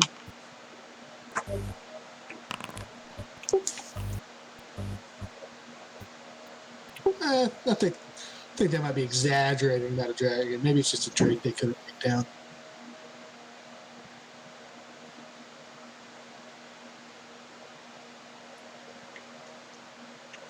Well, if you want to keep going, that's all right. That's up to you. But like we said, just keep an eye out. Don't say we didn't warn you. No. Appreciate the heads up, and you know, no reason for us to be on unfriendly terms in the future. I'm sure that we can quite happily wave at each other pleasantly. Okay. And with that, we're going to stop here because apparently the internet issues are getting worse. Because we're busy. We're starting to skip some frames here. Okay. So that's Okay. I've had it happen twice already in the past 2 minutes. So I think there's a. To be honest, the people around here that do our cable and internet like to screw with things on Friday and Saturday nights because they think that's the best time to do it. So they could be upgrading one of their nodes at the moment, or last time this happened, somebody ran into one of the poles and knocked it down, and they were rerouting. So I don't know what's going on because they don't tell us. However, this seems to be like a good spot where before you guys make your decision on whether you're going to continue into dragon-infested lands or like, nah, you know what? Maybe the dragon will eat the bandits. One problem solves the other one. Or the bandits will kill the dragon. Either way, seems like fun. So you guys have met your adventuring friends again. Unusual, but not unheard of. They just seem to be lounging at their camp spot. And you guys have managed to find your way out of the city without being assassinated by the Thieves Guild, without being swallowed by a giant shark man, or been implicated in any murders or anything else. So, I would call that a fairly decent escape from the city. I call that a good. Yeah, I go still alive. I mean, granted, half of the problems that you guys were solving were ones that you created in the first place. Hey, it's a But, good business. but I guess you can call that. I guess you can call that job security. Is how you guys were looking at it. It's a self-sustainable business model. Yes. Oh, was it Listerine that invented halitosis? Yeah. They invented the disease and provided the cure. Well, yeah. That's. I mean, I don't think they invented bad breath. I just think that they capitalized on something that everybody had, and like They coined the term halitosis, Yeah. so it's an actual medical disorder, and then came up with like our leading formula fights halitosis. yeah. So giving that air of like medical legitimacy to what is essentially a mouthwash product. Well, yeah. I mean, come on. I mean, it's all in the public's perception of things, right? So. Oh yeah, I was just saying, you think that's bad? You know where the Fanta brand name comes from? It was just before the Second World War. Coca-Cola had a huge factory at Düsseldorf in Germany, and when the war broke out, they were unable to get the syrup from America because obviously there was thing, and so they changed the flavour to orange. Yep. And they rebranded themselves as Fanta. And up until 1942, the Fanta brand was merely sponsoring the Hitler Youth. And there are actually Hitler Youth guidebooks that you can get that are historical archives that have got the Fanta brand smacked in the corner. Oh yeah. I mean, And because after the war, the guy who ran the factory was almost tried for war crimes for making Fanta. for making Fanta, which then was taken back to America and made into a brand. Yeah. Because profit has no political affiliation other than the bottom line. Yeah. Okay, so with a little history lesson out of the way, Manam, your favorite Orient moment today, this afternoon, wherever you are, it's that time. It is now 12 a.m. So for Orient is like he don't want to fight, the same time he don't want back up, and This is the reason he wants like shove her and shove that Shahagan and use gust of wing inside the water, but she still proceed of like no, I'm gonna do and you're gonna leave my home, and in Orient mind like yeah she's right, like She's right, but do I have to? But if I go back, I have to tell everybody what I did. yeah. And then Dan will find out. Like, Yeah. I'm sorry, but I love the fact that you're okay with Echo knowing, with Leon knowing. Don't tell Dan we murdered somebody. Dan is the scariest person in your group, and let's not tell the scary necromancer guy that we killed him, that we made a body. Like, that's Orient doesn't know like Orient know Dan like what is Dan from the start. At the same time, he don't want Dan show like the only scary stuff or scary side of him. he's like And he protecting wants his little brother. That's yeah. you're kind of bluish. You're greenish blue. You're fine. You can talk to animals too. You're fine. Anybody else got an Orient? Going off of that, I really loved when we got back to the Fat Goblin and Orient like went up to the barkeep and basically just made it clear to him of like, if you have like dirty work that needs doing, we can do it for you, but come to me or come to Echo. Don't make Dan get his hands dirty. That was a really sweet moment. I thought that was really nice. Yeah, very, very protective. I thought the dance. I thought the dance with the water, the weird water woman, was fantastic. It was like, I want to push you back, but I don't want to hurt you. But I want to threaten you, but I don't want to hurt you. And, oh my god, I'm now paralyzed. That was hilarious. That was really good. Well, they hate merfolk, and it was just like it's like. Sai, your favorite Echo moment? Grabbing Dan. I think grabbing Dan was my favorite. Yeah. My favorite Echo moment was like, I could just see him hurtling into the water. I'm like, no, just no.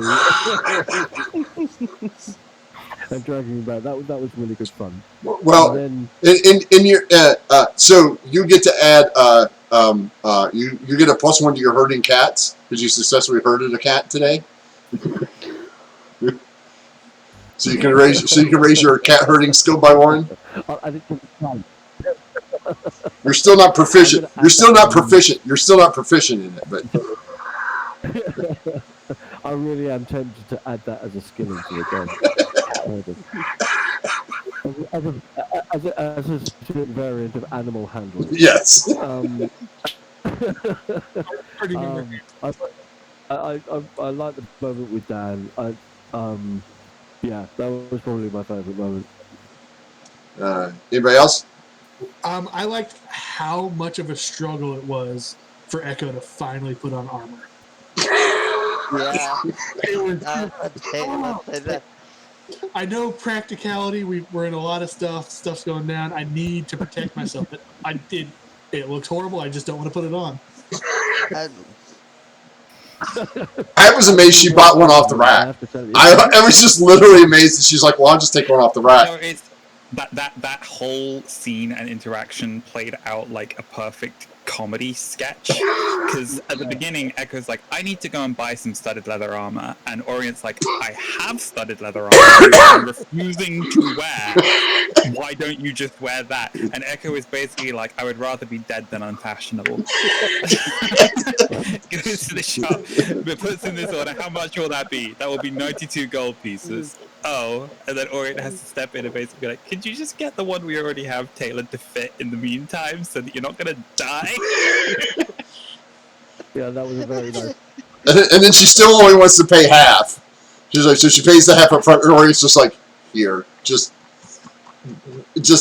take it. Like, just take the money. It's 6 gold. We're fine. We're fine.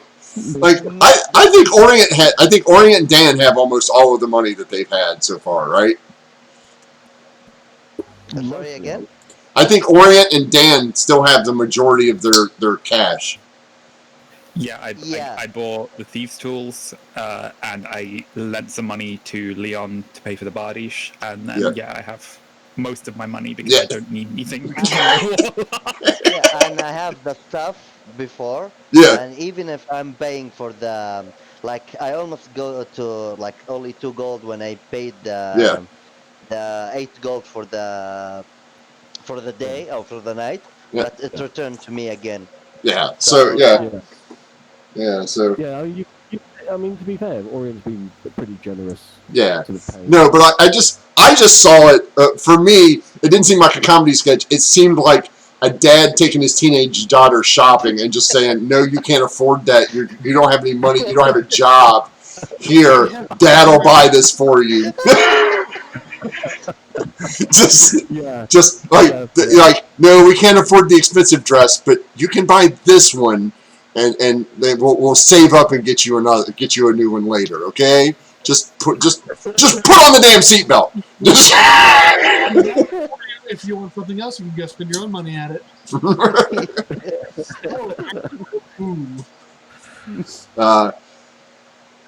Robert, your favorite Leon moment? I'm trying to jump over the water.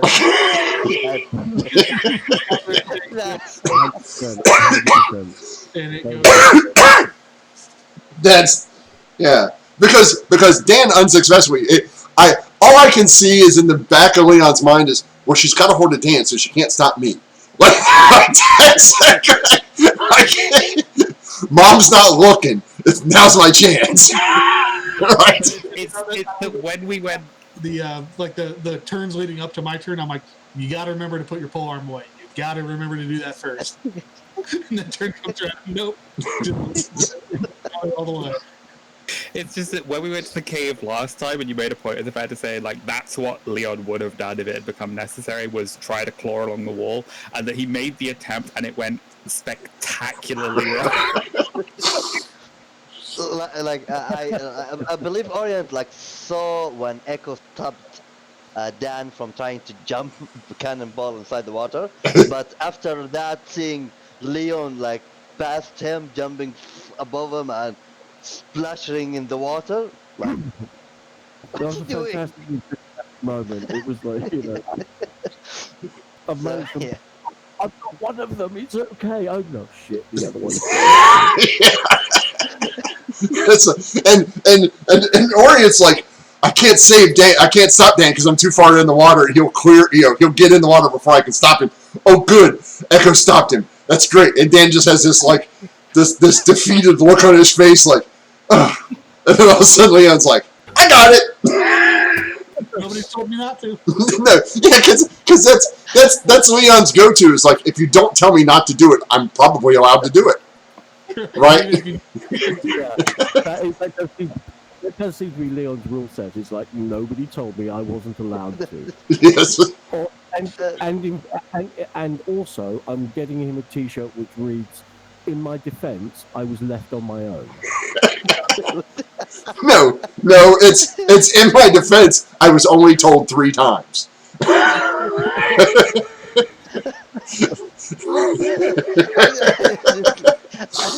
Because it's I didn't understand what you told me. Yeah, you gotta, yeah. I get all that, but I wasn't paying attention. Can you repeat the entire thing for me, please?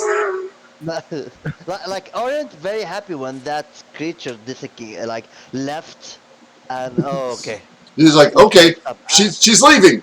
Oh shit! There goes Leon. He's gonna try to chase her down in the water. No, he jumped Yeah, he's just like. David, your favorite Dan moment? I really liked getting to use a cantrip that's basically designed for attacks in a role-playing way. Where it's like, okay, here's an unconventional sort of way that this spell could kind of work, and I love when the DM's basically like, yeah, no, that sounds fun, let's do it. So getting to do that moment of most of Dan's magic that he's expressed has been kind of scary, and kind of stuff that he doesn't seem to have full control over. And so having this moment where he was like, here is a thing I think I can do, and that he was actually like able to do it, and that it like took a lot. Oh, it's still scary as shit. It was still scary as hell. Yeah, but it's like more like ceremonial. I was trying to get more across of that. The sort of thing you could see a grave cleric doing. Yeah. That balance but it's still not scary. yeah, but it's still the way you describe it is like this gray necrotic mist with like spirits. Spirits coming from the undead and like dragging people's souls I just imagined it as a reverse of the like a really like darkened reverse version of the Ark of the Covenant from Indiana Jones. Yeah. Like instead of them coming out, they're swirling back into the hole, and it was just like like this gray, dark, kind of shadowy forms and this kind of pulse. I was like, yeah, that's totally I love that kind of stuff. That's my favorite was Dan's obsession with the key once he got it. Like that, it's where Dan's like, I have a key. I can open doors. Wonder if it works. Because while they're having this conversation about, meanwhile, over in the corner, Orient's like, hey, Echo, remember those bodies that we had? Yeah, that I disposed of? Yeah, they turned back up again. And meanwhile, Dan's like, I wonder, because I can see Dan going, this is a key. I wonder how many doors it actually opens. Like, because my thing is, I can just see Dan walking up to every door and sticking the key in and see if it works. Because in my mind, Dan just assumes that keys open doors, not that keys are assigned to individual locks.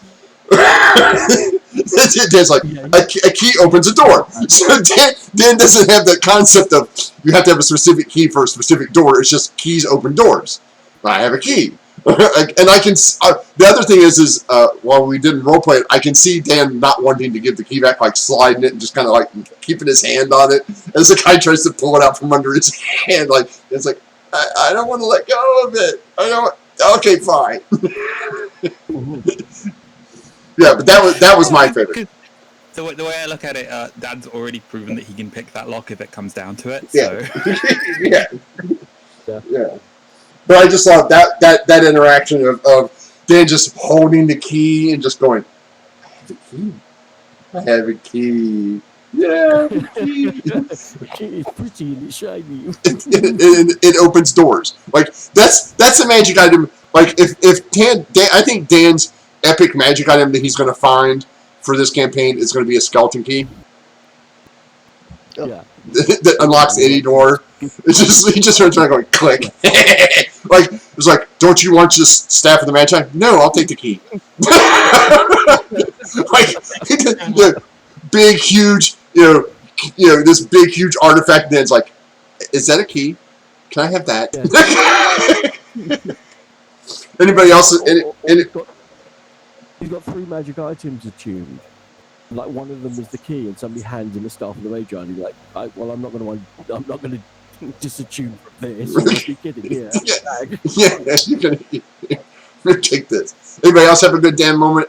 No, I liked. It was just a little aside. I think most of it happened in the text chat where other people were talking, but where Dan mentions, Dan said, "Facts, what are those?" And Leon confidently incorrects says, "Facts is slang for faction." Which is the fun. Yeah, I thought that was very funny. Yeah, I got that too. I thought it's. Dan picked up on that, and he lays, well, we need to go find all of these facts. Yeah. Maybe there's multiple facts of goblins out there, or bandits out there. Yeah.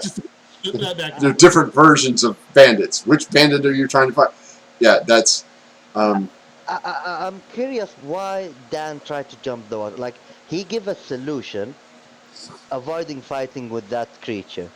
At the same time, he tried to, run after the creature. Because it was more like he posed the question to the group of like, do we keep fighting? I don't think we need to kill her, but the consensus seemed to be the group weren't 100% certain, and so it was more on the ground of like, let's do the thing that's definitive. Let's like end this problem so that it won't come back and haunt us later. Which I hadn't realised up until the point that he actually said it. We had a solution to the bodies problem and hadn't needed to go take the bodies out there at all in the first place. was absolutely no need to. And again, and I love that came out entirely of Orient basically tasking Echo with keep Dan preoccupied so he doesn't have to look at the body. The person that had the solution, we decided to just push away from the problem. Yeah. It's like, Yeah. Yeah. Let's not ask the guy who deals in necromancy that don't you have this? Don't you have to? Yeah. But my other favorite damn point is these guys look familiar to anybody. I think he forget like he. Oh yeah, well Dan wasn't paying attention to him. Like Dan didn't interact with him too often. Like Dan was part of the fight, and then he ran out to help Echo, so he didn't participate in a lot of that. And, you know, and so he didn't really get a good look at them for too long. Yeah, it was Leah and Orient who were face to face. Yeah. So any good DM moments or story moments that stood out for you today? The easygoing bartender. Until now, first time I met him, until now, the first time he gave us a job, I feel he's like, oh, you found the secret door. Okay. Then there are two bodies. You're gonna give a strangers this kind of job. And like it is like, oh, okay, you can do it. Oh no, it's okay. Like, why I'm very intense with this guy? Like I feel I'm burning. Like I'm thinking what we're gonna do. I'm intensing, and this bartender is extremely easy. Oh, you found the door. By the way, there are two bodies. Can you get rid of them? Let me call Dan. I trust Dan. I trust him. You okay, like Orion. Okay, that's weird. Like Orion thinking like most time I'm the one who's paying, and I'm doing most of the talking with him. Yeah, but Dan doesn't cause any problems. I always close the doors behind me. Yeah. I'm very respectful. He's very respectful. Yeah, he doesn't just walk in and leave the doors open, swing open. Yeah, his doorman is basically looking for a job at this point because he's like. Yeah, if you remember Corporal Lore, that soldier come and ask Dan and Echo, and I believe and Leon put himself in suspicious way. Like I believe Orient the most like a person who avoids trouble is Orient. So I'm looking. No, like I'm offended. I can see why Orion's the one who's trying to be the good person. Yeah. He pays his bills, he looks after people, it's everything else, and it's like, so why is it the creepy necromancer guy that you decided to trust? I mean, what the hell? What? Because I have an 18 charisma. Yeah, because he's small, he's unassuming, he closes the doors behind him, and he has an 18 charisma, so he just exudes the kind of like, oh, I want to trust him. Anybody else have a DM moment or a story moment that? I just logistically love how well that scene was set up. Of like, hey, can I talk to Dan for a moment, and bringing him into the back room and letting Dan in on the secret of there are some bodies that have been dumped in the cave, which Dan doesn't know. Orient. So Dan then has to go back and tell the party like, hey, there's this problem we have to fix, and Orient has to be like, okay, I need to find the time to tell Echo that was actually me and we need to fix this. It was just really, really good, like, continuity of storytelling from the previous session. Oh, thank you. No, I would completely agree with that. I really like that as well. I'm starting to really like Cromash as a character. The way he's trying to be whatever he's trying to achieve to be a local mob boss, whatever he's trying to project himself as. But behind closed doors, he's just as unsure of himself as we are, probably. 100% in character. I'm starting to really get on my shit. I think he's a great character. In character, at some point I'm going to slap him. See, to me that's the definition of a great NPC. When your party members are like, oh, I fucking hate that guy. It's just like he's driving me nuts. Like, don't let the door hit you on the way out. And I could see because it sounds like what? Because you said it out loud. You're like, what? And I was like, I could just see Echo stopping at the door and go, I'm gonna fucking murder him. like I can just see her looking over her shoulder, like, oh, like if there weren't witnesses, you and me, buddy. Yeah, just don't turn your back on me in a dark room, sonny boy. That Swagan has been out there since the first time you guys went down there. You guys never went out in the water. Orient only went out just a little bit, saw the docks, and then left. You guys were supposed to go out further and explore, because Orient's like, oh, I see stuff over there. I see stuff over there. No, I'm not telling anybody. Like, It's like Orient wants to open doors. Like he doesn't want. Like, let me finish that. Dump the thing and leave. Yeah, Orient's big thing, like, I'm going to go out here and look. Well, I see stuff. No, because somebody will want to come out here and take a look at it, and it could, like, Orient really doesn't want anything to happen. Like, Orient's like, well, if we open the door, there might be something behind it. Like, Dan's like, but it's a door. No. Knock. If somebody answers, fine. If nobody answers, we'll just go to the next door. Like, I can see him in a dungeon just be like, no, nobody's home, and just walking past the doors. because there's, as long as he doesn't see it, it doesn't exist, right? Like, as long as, if he doesn't look in the box, he can't be pulled into anything else, right? Yeah. Well, another moment I have to say that I quite enjoyed was you hear faint screaming in the background. I don't care, we're getting out of here. Yeah, that's Yeah. That's not my problem. Yeah, right? yeah, I've solved the problem I've been hired to solve. It's time for us to get the block out of here. yeah, because that won't ever come back on you. Oh God! Well, I had a theory that those are the smugglers, and they've come in, and the Sagawan has gone, "You're stepping off my territory," and there's like spirit guardians of war, absolutely fucking annihilated them. Yeah, no, that's their boat rode into the. Because they park not in the little section where you guys had the bodies, but they park in the section next to the crab, the other little crab. That's where they park because they can just get right out, and they come along the edge there underneath the docks, and they floated right through that, and it does 60 points of damage to the 0 level humans.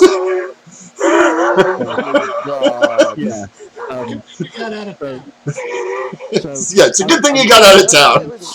So I'm glad we got out of town, and there's a very good chance that when we come back, the owner of the Fat Goblin is going to hire us to find out what happened to his friends who were supposed to make a delivery. Or blame you for stealing his delivery. Because it'll probably float downstream since there's nobody controlling the boat now.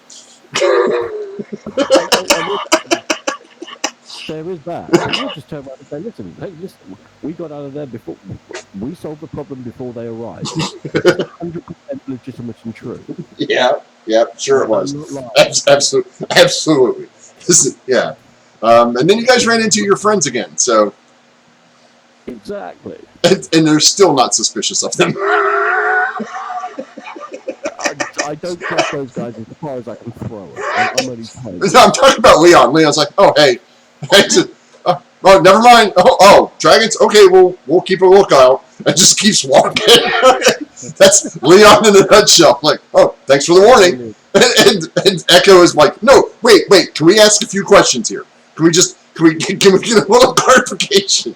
And meanwhile, all I can see is Dan's like, the woods suck. There's no door. Like, I just see Dan wandering through here. Like, Dan is a city person. Dan is not a forest person. No. The thing I have learned is that out in the wilderness there are bridges, and those are nice too. So now Dan likes doors and bridges. By the way, Dan's an engineer.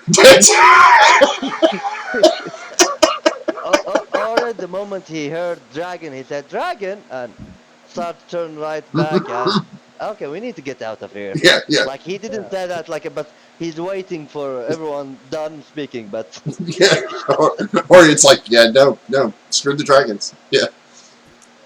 All right. Going that direction. If we turn around, we're no longer going that direction. That's yeah. That's it makes total sense to me. Your logic is impeccable. How are you going to prove that there are dragons if you don't go over there to look for them? It's a scientific method, right? Very good point. It's more like, yeah, sure, there's dragons out there, but Leon can't make the next logical step of consequences of beating a dragon. Yeah, he gets. Yeah, they're trying. We'll do the dragon thing when we meet the dragons. Whatever. Yeah. Like, here's the question: what happened if Leon like face to face with a dragon? Like, I'm thinking like. He'll probably try to kill it. Yeah. While Echo. Bad dragon or bad dragon? Leon will try to talk to it. Dan will try to scare it. Echo will try to convince it to work for them. And Orient will try to keep his party from getting eaten in the first round.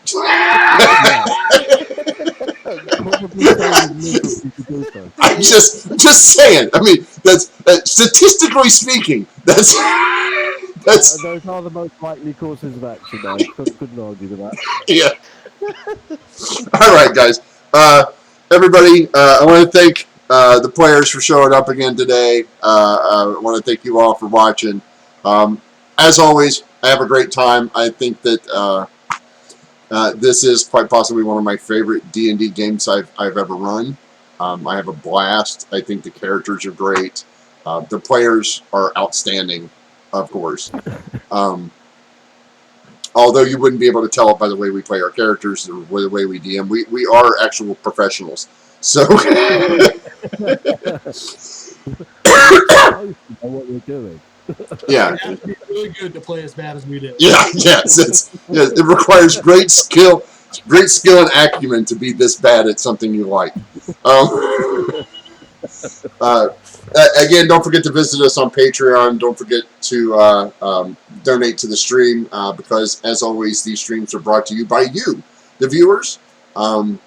Whether you're watching us here on Twitch live, whether you're watching the rerun on Twitch, or whether you're watching us on YouTube. And if you're watching on YouTube, don't forget to like, subscribe, hit the notification bell, share these videos with your friends, and check out all of our friends, Net30, DM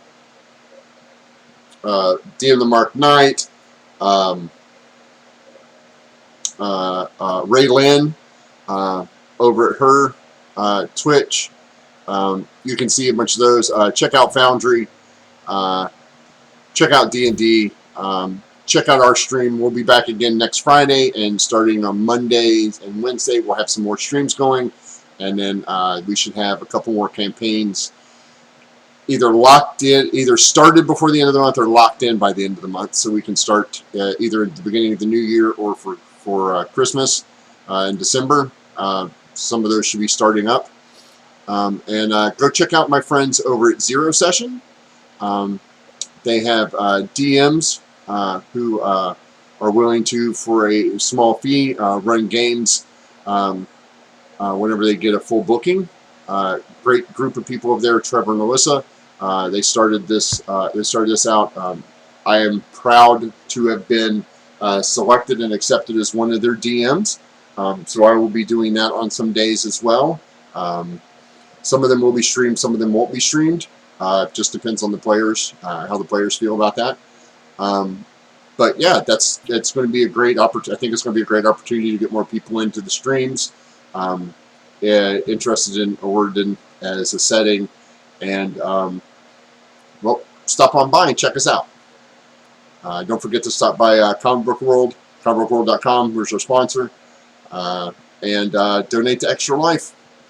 With that being said, signing out from the dark side of the moon here in the Blue Cheese Room. I am Rick. I'm the Loophole King. This has been Oblivion Unchained, Episode 6, and we will see you all next week. Bye, everybody. Take care. Good evening, everyone.